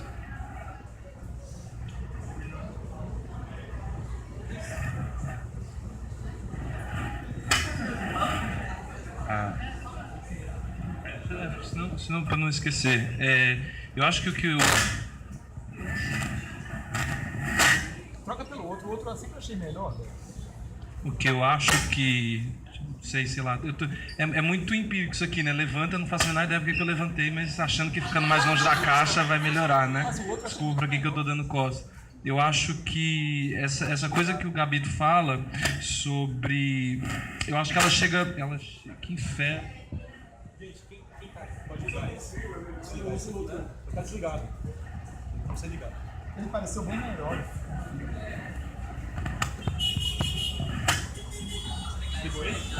Sou. Bom, o que eu acho que o que o Gabito fala sobre que iniciativas a gente abraça e que iniciativas a gente refuta, pessoas negras especificamente do que a gente está falando, eu acho que chega num ponto que o Stuart Hall tentou chegar perto e fazer alguns apontamentos, e eu não sei o quanto disso que a gente aprendeu, que é a construção do conhecimento que é baseado em alta cultura e baixa cultura. E eu acho que, de certa forma, a gente fala mais sobre isso do que consegue, de fato, executar uma ruptura nesse sentido. quando eu falo do Blaxploitation, eu acho que tem duas colocações aí muito marcadas, com todas as contradições e problemas de representação que os filmes do Blaxploitation trazem. Por outro lado, tem ali uma coisa muito clara de que é seres humanos reais nas contradições do dia a dia. Os filmes são feitos pensando nessas pessoas, assim, são feitos pensando nos molequinhos de 15 anos que levam um baculejo por semana. E eu acho que para mim a questão me perdi um pouco do que você falou, mas para mim acho que a questão é essa, assim, de como a gente lida com essa questão de alta cultura e baixa cultura, de como ela estrutura o pensamento, inclusive na universidade, e de como não necessariamente a gente tem preocupação com isso e talvez deveria ter. E de como não ter preocupação com isso cria espaços de segregação. Ao mesmo tempo, eu fico pensando, eu acho tudo isso muito contraditório, ao mesmo tempo que o Anthony fala, e o Juliano coloca, pretos pobres viram esses filmes, isso é um problema, o não ter visto, não ter sido contemplado, a gente não ter pensado do começo ao fim, ou a gente não pensar do começo ao fim nas nossas iniciativas, quem que a gente está contemplando. Por outro lado, eu acho mó da hora que a gente esteja ocupando esses espaços, assim, eu acho mó da hora que a gente possa ter, dentro de um contexto de academia, dentro de um contexto de universidade, discutindo esses filmes. Mas para mim a questão é essa, assim, alta cultura e baixa cultura, isso não é só americano, isso é brasileiro do começo ao fim. Se a gente pensa nos anos 30 e nos anos 40, quais eram os clubes negros? Qual que era o clube do negro de elite? Qual que era o clube do negro trabalhador? Né? Essas coisas elas pautam muito a maneira em que a gente se relaciona. Assim. Eu acho que o próprio fato da gente saber que a gente faz parte de uma elite, ainda que seja absolutamente patético eu aqui falar que eu faço parte de uma elite, mas de certa forma sim faço parte de uma elite, acho que já é um bom começo. Assim. Não, é só para lembrar que, tipo, o LA Rebellion era uma galera que estava fazendo graduação e pós-graduação ali na UCLA naquele momento, e aí vem um cara como Eliseu Taylor, era um professor, e traz toda uma cinematografia para dentro da sala de aula e provoca questões que nunca tinham sido provocadas, talvez, naquele contexto, e aí surge isso que a gente está vendo, enfim, agora aqui no Janela. E daí, enfim, só de reforçar essa provocação, para quem está estudando cinema, já que, enfim, várias pessoas aqui levantaram a mão na hora que o Juliano perguntou quem é que está na universidade e tal, de haver uma certa responsabilização dos professores em sim, tirar um filme do Godard aqui, tirar um filme do Reginaldo para jogar, sabe, assim, precisa fazer isso. E os alunos, assim, precisam também começar a se sentir à vontade de dizer, peraí, essa cinematografia aí não, cara, tipo, vamos questionar isso daí. E ensinar os professores, exatamente, e quebrar com essa coisa do professor que tem o conhecimento do saber e que vai repassar uma coisa ali, porque é um processo, enfim. A gente está vivendo 2017, um pouco mais de um ano depois de tudo aquilo que aconteceu nas ocupações das universidades e das escolas, de rever o próprio processo de ensino, de rever essa didática ocidental e vertical que a gente sempre teve. Então passa por isso também, de questionamentos em sala de aula, dizer assim, não, peraí, desse jeito aqui não vai rolar não, assim, a gente precisa reverter as coisas. Ainda só sobre o Blaxploitation, uma informação só. Tem um dos realizadores da LA Rebellion que não está aqui, que não tem filme aqui, mas tem um realizador que chama Jaman Fanaka. Ele fez um filme chamado The Life and Death of Willie Faust, uma coisa assim, eu não lembro o nome exatamente. Mas ele fez um filme meio anti-Blaxploitation. Satiriza um pouco a produção do Blaxploitation. Mas depois que ele saiu da escola, ele foi fazer Blaxploitation. Tem um filme chamado Penitentiary, 1, 2 e 3. Eu acho que ele fez 1, 2 e 3, que é um filme meio Blaxploitation do cara que está preso e tal. Eu não cheguei a ver todos, mas eu sei que tem esse caso que é muito curioso, que é um cara que começa num contexto universitário, mas ao mesmo tempo depois vai fazer Blaxploitation, e pelo que eu li, são filmes assim que de dentro vão criticar, de certa maneira, o certo repertório da Blaxploitation. Posso arriscar uma resposta um pouco que ela falou da coisa do... Eu não posso falar pelo festival, gente, eu não sou funcionário do festival, eu sou colaborador, estou trabalhando aqui esse ano e tal. Mas em relação aos filmes... Ela tá aqui, a moça que perguntou? Não tá, né? Mas enfim, alguns desses filmes já são piratas. Assim, a gente só chegou neles porque eles já são piratas. Então, facilitar aí... Pode falar? Pode? Enfim, já tem, a maioria tá na internet, assim, eu me disponho, me procura, posso tentar passar de alguma maneira, e as legendas que eu tenho, que eu fiz, que foram algumas, não foram todas, mas tenho essa possibilidade também de passar as legendas. Agora, eu só faço uma ressalva, que é a seguinte: a gente tem pensado um pouco nisso, como multiplicar.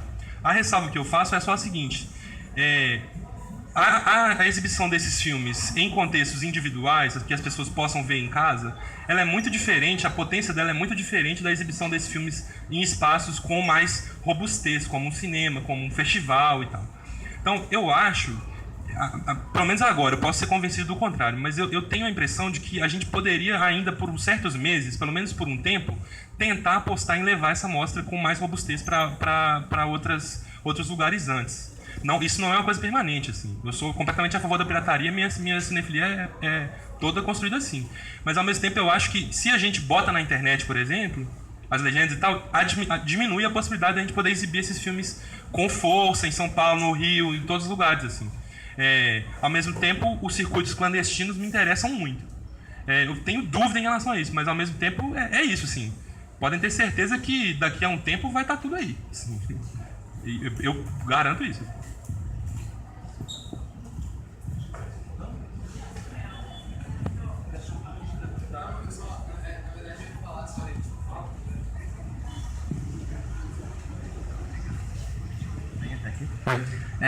Não, é que eu queria muito continuar esse debate, assim. Só que, tipo, agora, exatamente agora, tá começando a sessão. Tipo, meu filme é o primeiro que vai passar e eu tô aqui, eu tô... Tipo, caraca, eu tô muito assim, mas, enfim, eu quero muito realmente continuar. Eu ia sugerir, se possível, de repente, pegar o tempo na hora que for falar, na hora do debate mesmo da sessão, tipo, eu ceder o tempo. Enfim, acho que, de uma certa forma... Eu acho que eu estava prestes a falar algo nesse sentido. A gente tem uma sessão agora que eu acho que é uma sessão que efetivamente estabelece diálogos com muitas coisas que a gente está conversando aqui. E amanhã, para além do debate pós-sessão agora, a gente tem um outro debate aqui nesse mesmo horário, que eu acho que vai ser um debate de continuidade, não um debate enfim, uma ruptura com o que a gente está falando. Então a gente pode continuar amanhã mesmo e fica o convite para descer agora e ver os filmes. Acho que... ok.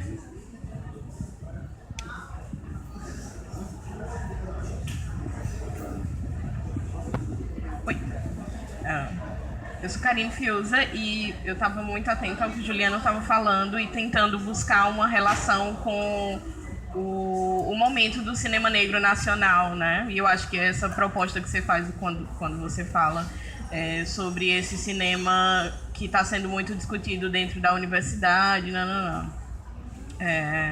a minha questão era a seguinte: a gente está, enfim, das pesquisas que eu tenho feito de cinema negro e do que eu tenho assistido de cinema negro, pensando numa diversidade dentro disso, me parece que as propostas narrativas dentro do cinema negro, falo brasileiro, são diferentes do que a gente está acostumado a estudar na academia, né? São diferentes, assim. A gente tem uma outra vivência enquanto pessoa e que isso está sendo representado nos filmes, né? E uma coisa que a gente tem discutido dentro da APAM, por exemplo, é a entrada desses filmes de cinema negro nacional recente em festivais, né? Quem está fazendo essa curadoria, como pensam esses curadores e por que os filmes do cinema negro, assim, estão começando a entrar agora em filmes ou em festivais como Janela, que eu acho que talvez tenha sido uma coisa que foi vivenciada isso na década de 70 nesse movimento norte-americano, né? Enfim, se vocês puderem ampliar um pouquinho o discurso sobre isso.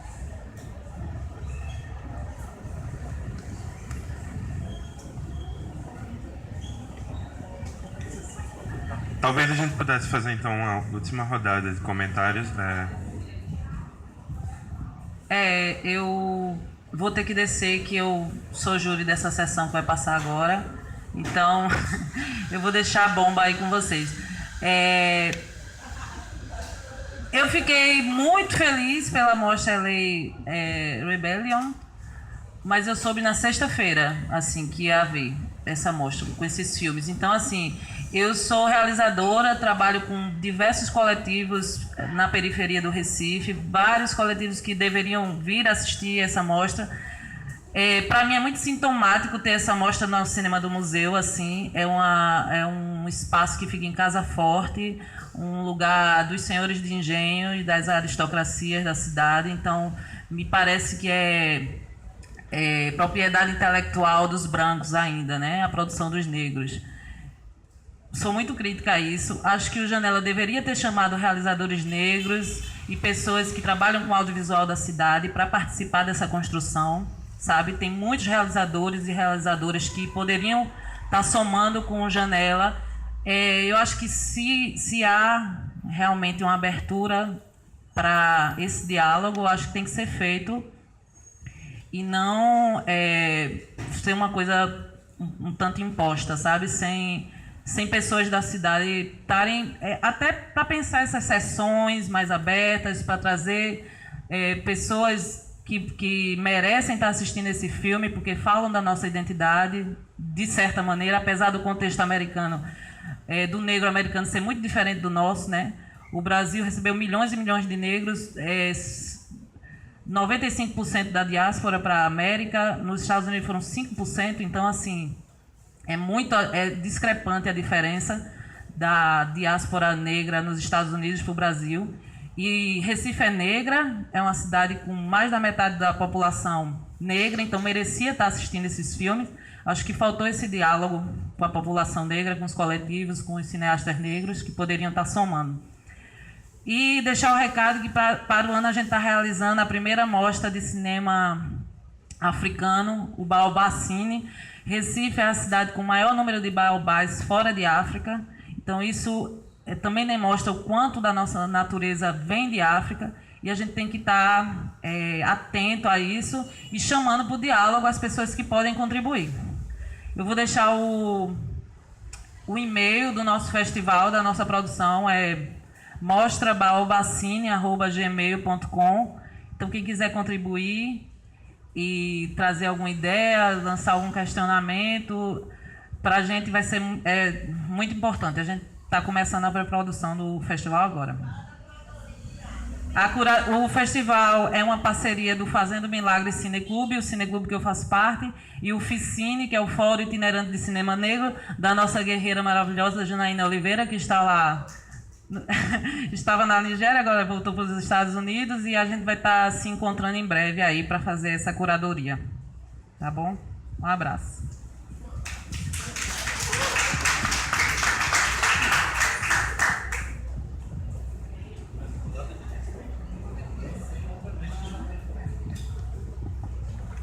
Você perguntou sobre o cinema negro brasileiro hoje, é isso?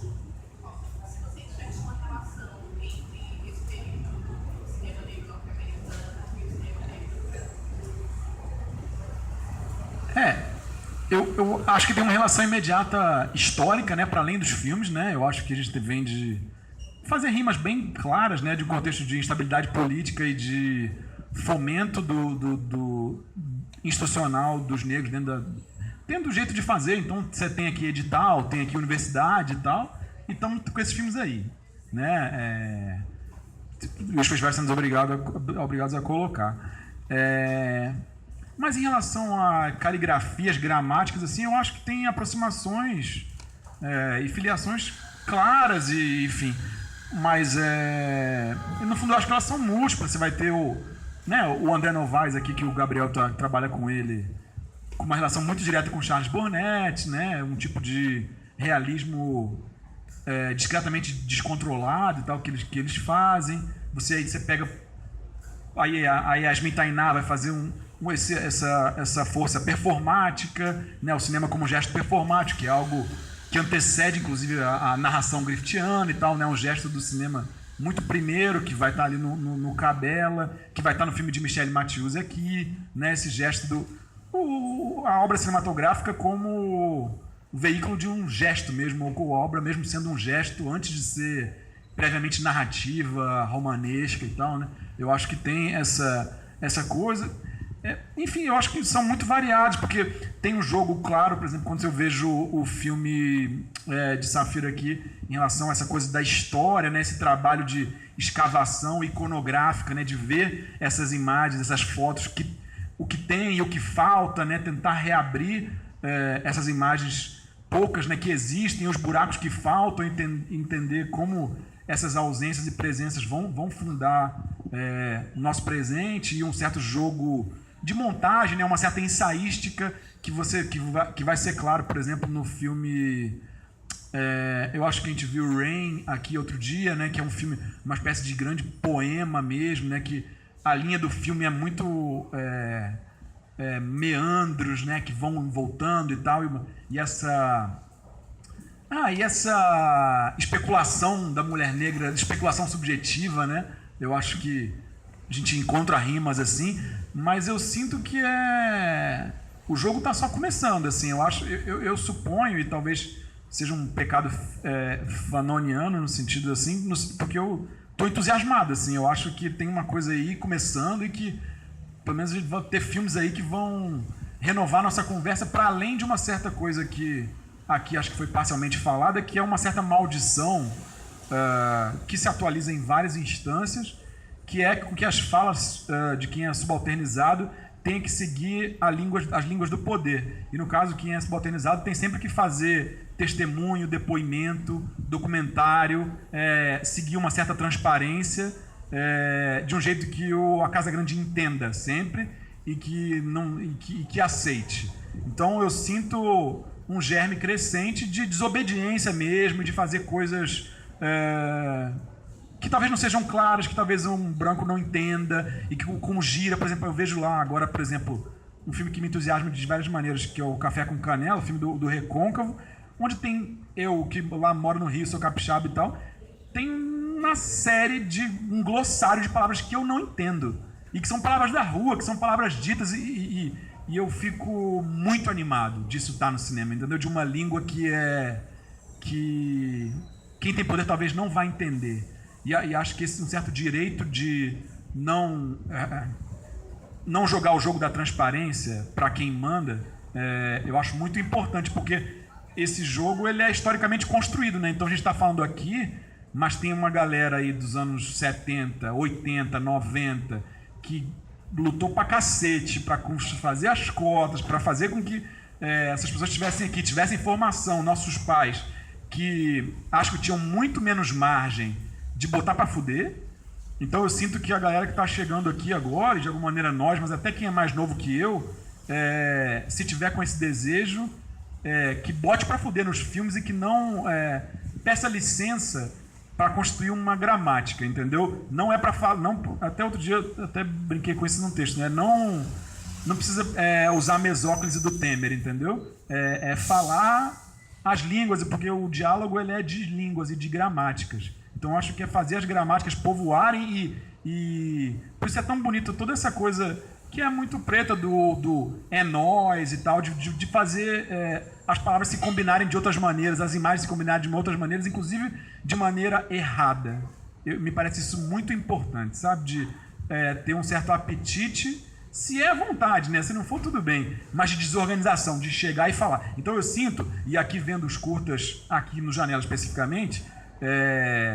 linhas que vão para vários lados, entendeu? Deus faz uma coisa muito específica, é um realismo de blocos reais ali, mas é um real que eu não sei quem é, não sei se é ficcional, eu não sei que relação ele tem e que cai numa canção e que dá numa animação. Tipo, que jogo é esse, né? Eu não tenho essa cartilha já pré-determinada, mas eu fico animado que a galera e eu sinto o cheiro de um apetite para muita coisa que eu desconheço e tal, entendeu? Então eu sinto que a gente está num momento interessante de abrir essas gramáticas de um jeito não pré-determinado pela língua do poder. Eu acho isso muito importante, sabe?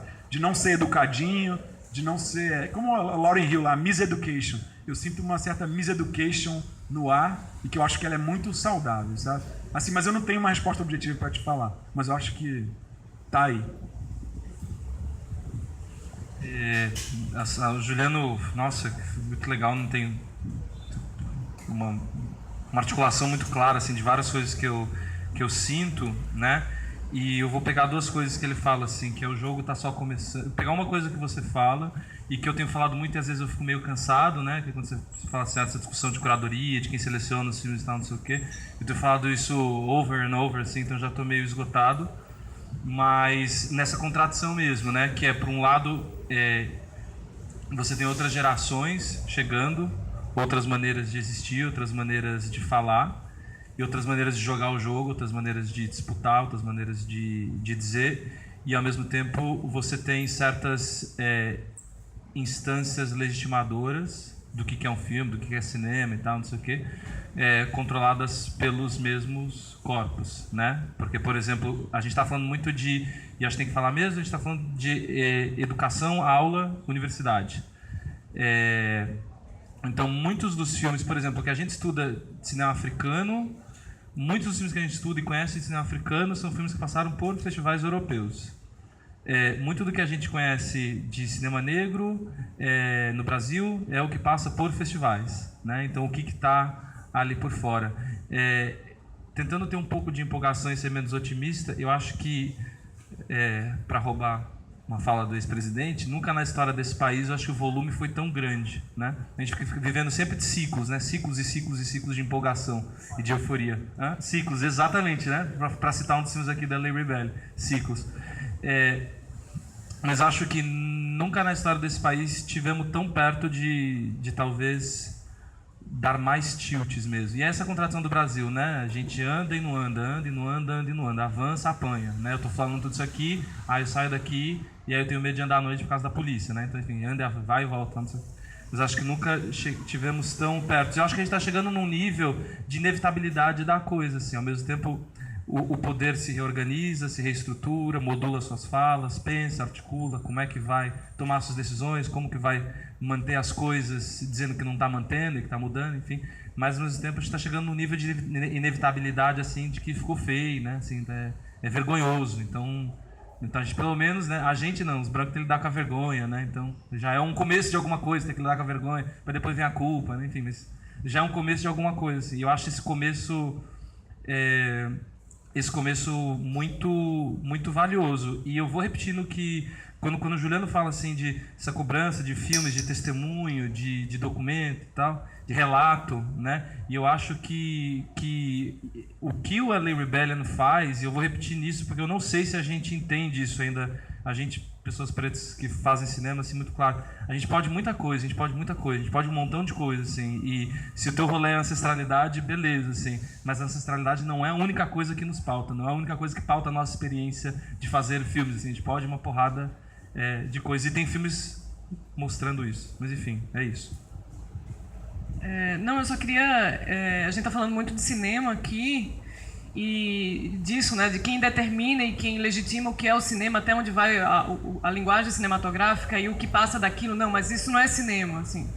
Eu vi gente em Brasília falando que Café com Canela é legal, mas não é cinema, tipo, sabe, assim. E aí, assim, eu acho que passa por uma coisa e aí eu falo principalmente para as pessoas brancas minha gente, pelo amor de Deus, sai da zona de conforto e vai ler e vai assistir as coisas que você precisa ler e precisa assistir. Tipo, uma dicção do Alan da Rosa, problema teu se você não entende, você precisa entrar ali e tentar começar a entender o rolê de Alan da Rosa, de Conceição Evaristo. Um cara que, sei lá, que chega para dizer que Carolina Maria de Jesus não é literatura.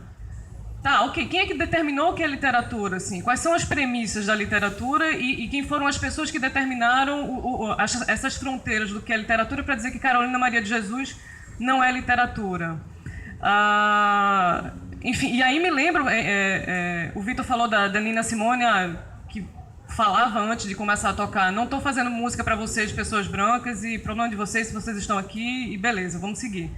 E aí eu me lembro de Toni Morrison, que é a única mulher escritora Nobel de Literatura, única mulher negra Nobel de Literatura até hoje. E Toni Morrison fala em várias entrevistas dela, assim, eu não escrevo para pessoas brancas.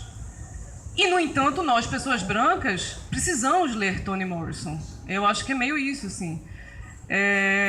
Passa por várias coisas, sabe? Passa por... Eu estava lendo, sei lá, dia desses... em função de uma entrevista, eu li todo o trabalho de um quadrinista brasileiro chamado Marcelo de Salete, que muda muita coisa, assim, sabe, dentro da própria lógica de linguagem de história em quadrinhos. E é isso, assim, eu preciso chegar lá, eu preciso fazer esse esforçozinho mínimo, né, porque eu tenho todas as condições e todos os privilégios do mundo para chegar lá e ler o cara e tentar acessar aquilo ali. E aquilo vai bater em mim, com certeza. Mas é isso, faz parte de um contexto muito maior que vai para muito além do cinema e que passa por mais uma vez, por uma questão de entender o mundo epistemologicamente de outro lugar. Só uma coisa, só sobre isso ainda, assim, essa coisa, né, não é só o cinema e tal. Eu fiquei pensando assim, não é uma crítica ao Janela, nem nada disso, assim, mas tem a ver muito com a instituição cinema, né? Vai passar o filme da Leona aqui, né? Mas é muito curioso que talvez seja a primeira vez que Leona seja exibida na sala de cinema, sendo que ela tem um trabalho de 10 anos. Assim, é uma coisa de 6, sei lá, o primeiro filme eu acho que é de 2009, talvez. 10 anos, eu acho que é 10 anos. 2007, se não me engano. E aquilo eu acho uma das coisas mais imaginativas que a gente viu. Leona Cena Vingativa, uma das coisas mais incríveis que a gente viu nas artes fílmicas brasileiras nos últimos anos. É cinema negro. É cinema negro. E eu acho que é muito sintomático que ela só chegue ao cinema quando ela se alia com pessoas que são já legitimadas no cinema e tal. Não universitário. Exatamente, assim, eu acho que a gente precisa também, isso, não restringir também o cinema negro ao cinema negro que se faz na universidade, que é exibido nesses festivais. O que pega Zé, Leona Cena Vingativa, sabe, assim, vão no YouTube, quem não conhece, talvez, vamos olhar no YouTube, assim, é uma reserva de imaginação que muitas vezes me conecta mais com a LA Rebellion do que outras coisas que eu vejo, assim, sabe? Total, assim, então, só pra também a gente não achar que o cinema é uma coisa também, assim, tem muitas outras coisas rolando, assim.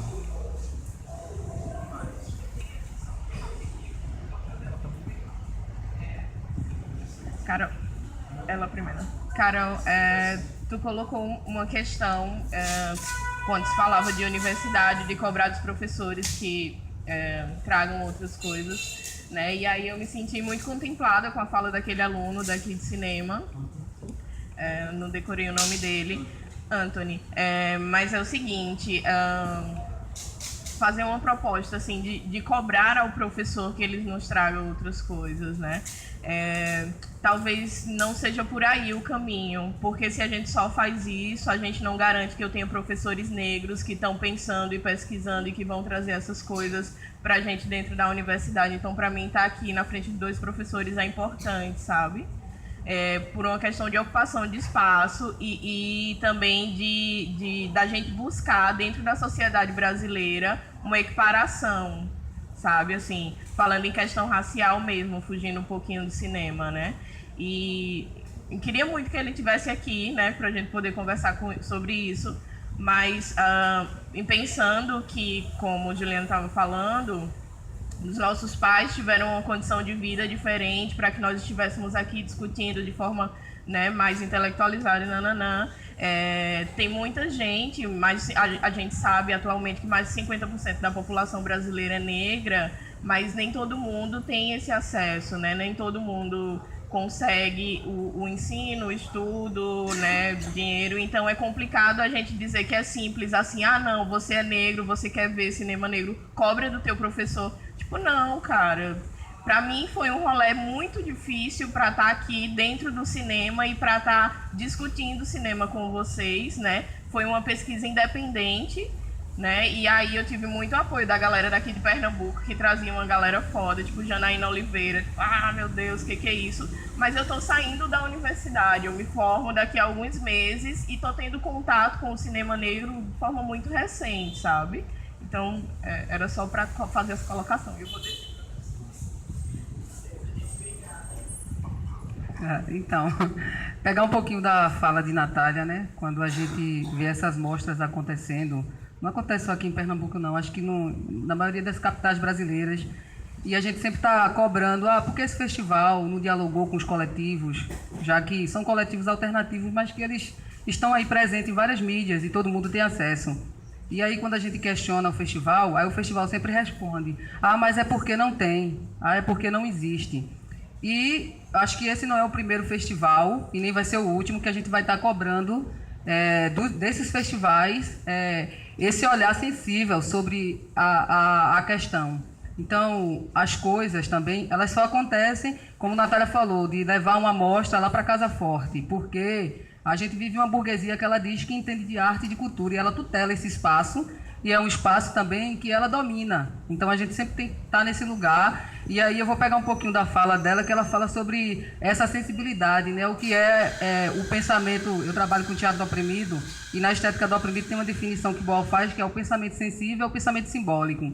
O que é o pensamento simbólico? Isso é uma garrafa de água mineral. Aí você chega na periferia, isso daí pode ser uma bateria, pode ser uma flauta doce. Então, esse sensível não é respeitado. Quando a pessoa chega lá, ela toma isso do menino e diz: não, isso aqui é uma garrafa, isso não é um instrumento. Sendo que aquele menino não tem acesso a um instrumento, mas ele criou um instrumento. Então, às vezes a gente também fica muito nesse lugar de tutelar os espaços, e essa hegemonia branca trabalha com isso. Então, a gente está lutando contra símbolos e querendo resgatar os nossos símbolos. E é uma luta muito difícil, porque a gente chega nos lugares, tem hora que é muito cansativo, porque muitas vezes a gente entra num espaço como esse, e aí a gente se depara no meio do caminho com uma mulher que segura a bolsa, porque ela não é acostumada a ver pessoas negras transitando livremente nesses lugares. Porque tem muita gente da periferia que poderia estar aqui, mas não tem o dinheiro da passagem, porque a gente vive numa cidade que a passagem é super cara. Então, esse espaço também dentro da universidade, eu já entrei em 3 cursos universitários e eu abandonei todos os 3, porque é insuportável a gente ficar na sala de aula com um professor e a gente reivindica esse espaço, da gente ter acesso a uma literatura que represente a gente de alguma forma, né? Esse espelho que não existe pra gente, e a gente fica super incomodado, se sente um ET no meio daquelas pessoas, e a gente também não encontra aliados. E o que é pior, a gente encontra perseguições, porque a gente está fazendo...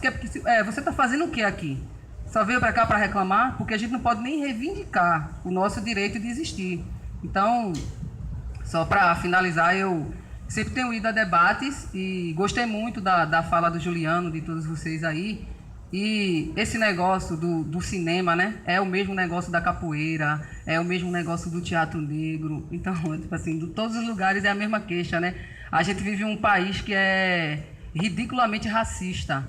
Elza Soares fez a última obra. Quem é Elza Soares, né? Vamos estudar um pouquinho a história. Tem gente que não conhece Elza Soares, mas toda hora que vai falar de um roubo faz Débora Elza. Então se lembra-se de Elza nesse lugar. Mas a Elza, essa mulher que faz uma obra magnífica agora, que recebeu vários prêmios, e você não vê em nenhuma capa de revista o reconhecimento desses prêmios, dessa última obra que ela faz. Então a gente está falando desse país, que ele trabalha com esses símbolos.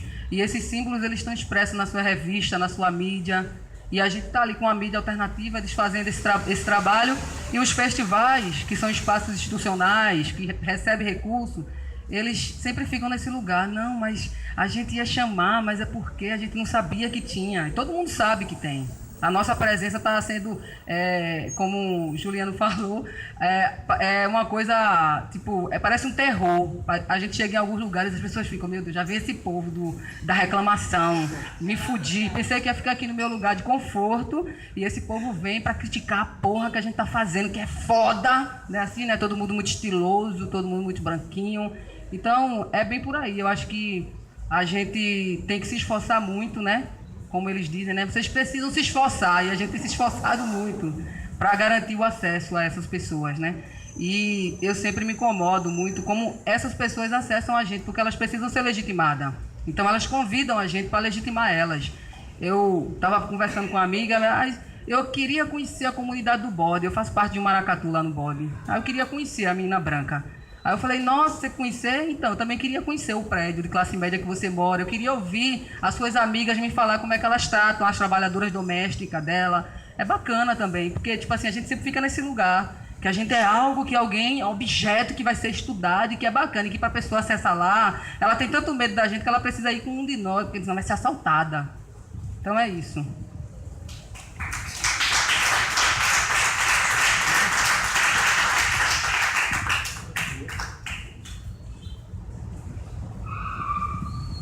Eu queria só dar uma palhinha sobre o seguinte: um um dos da mesa aí falou de uma coisa da negação, né? E eu acho que a gente tem, só para dimensionar um pouquinho do tamanho dessa negação da presença dos afrodescendentes no Brasil, nós estamos agora, tem um processo no STF que questiona a constitucionalidade da propriedade das terras quilombolas. Nós temos uma comunidade no Rio Grande do Norte, descendentes de quilombolas, que estão enfrentando na justiça exatamente uma ação do proprietário de terra que não aceita que essas terras sejam dos quilombolas. Então, para vocês verem, 500 anos depois, os afrodescendentes estão lutando por uma coisa básica que no Brasil é negado, não só aos negros, mas em particular aos negros que foram tirados lá da África, né, e que aqui ficaram abandonados depois da abolição, né, sem políticas afirmativas. E, enfim, é esse o Brasil que a gente está vivendo, né, de um racismo disfarçado, porque nós tivemos aí o Gilberto Freire, que criou esse mito aí da democracia racial, que justifica até hoje esse racismo, que a gente não tem a realidade dos Estados Unidos, é óbvio, né? Que eles tiveram lá que fazer isso lá nos anos 60, porque do ponto de vista das relações de classe, né, o Gilberto Freire deu uma bela pincelada com seu livro para dizer que no Brasil o povo é pacífico e ordeiro e parará, né? E a gente continua 500 anos lutando pela terra, gente, porque aqui no Brasil se criou uma mística que reforma agrária é coisa de comunista, né? Quando o próprio Estados Unidos teve que fazer a reforma agrária. Aqui os donos proprietários de terra estão tão apegados a isso depois de 500 anos e a gente não consegue entender o Brasil de hoje porque a história da raça negra aqui não é contada pelos próprios negros. É isso que acontece.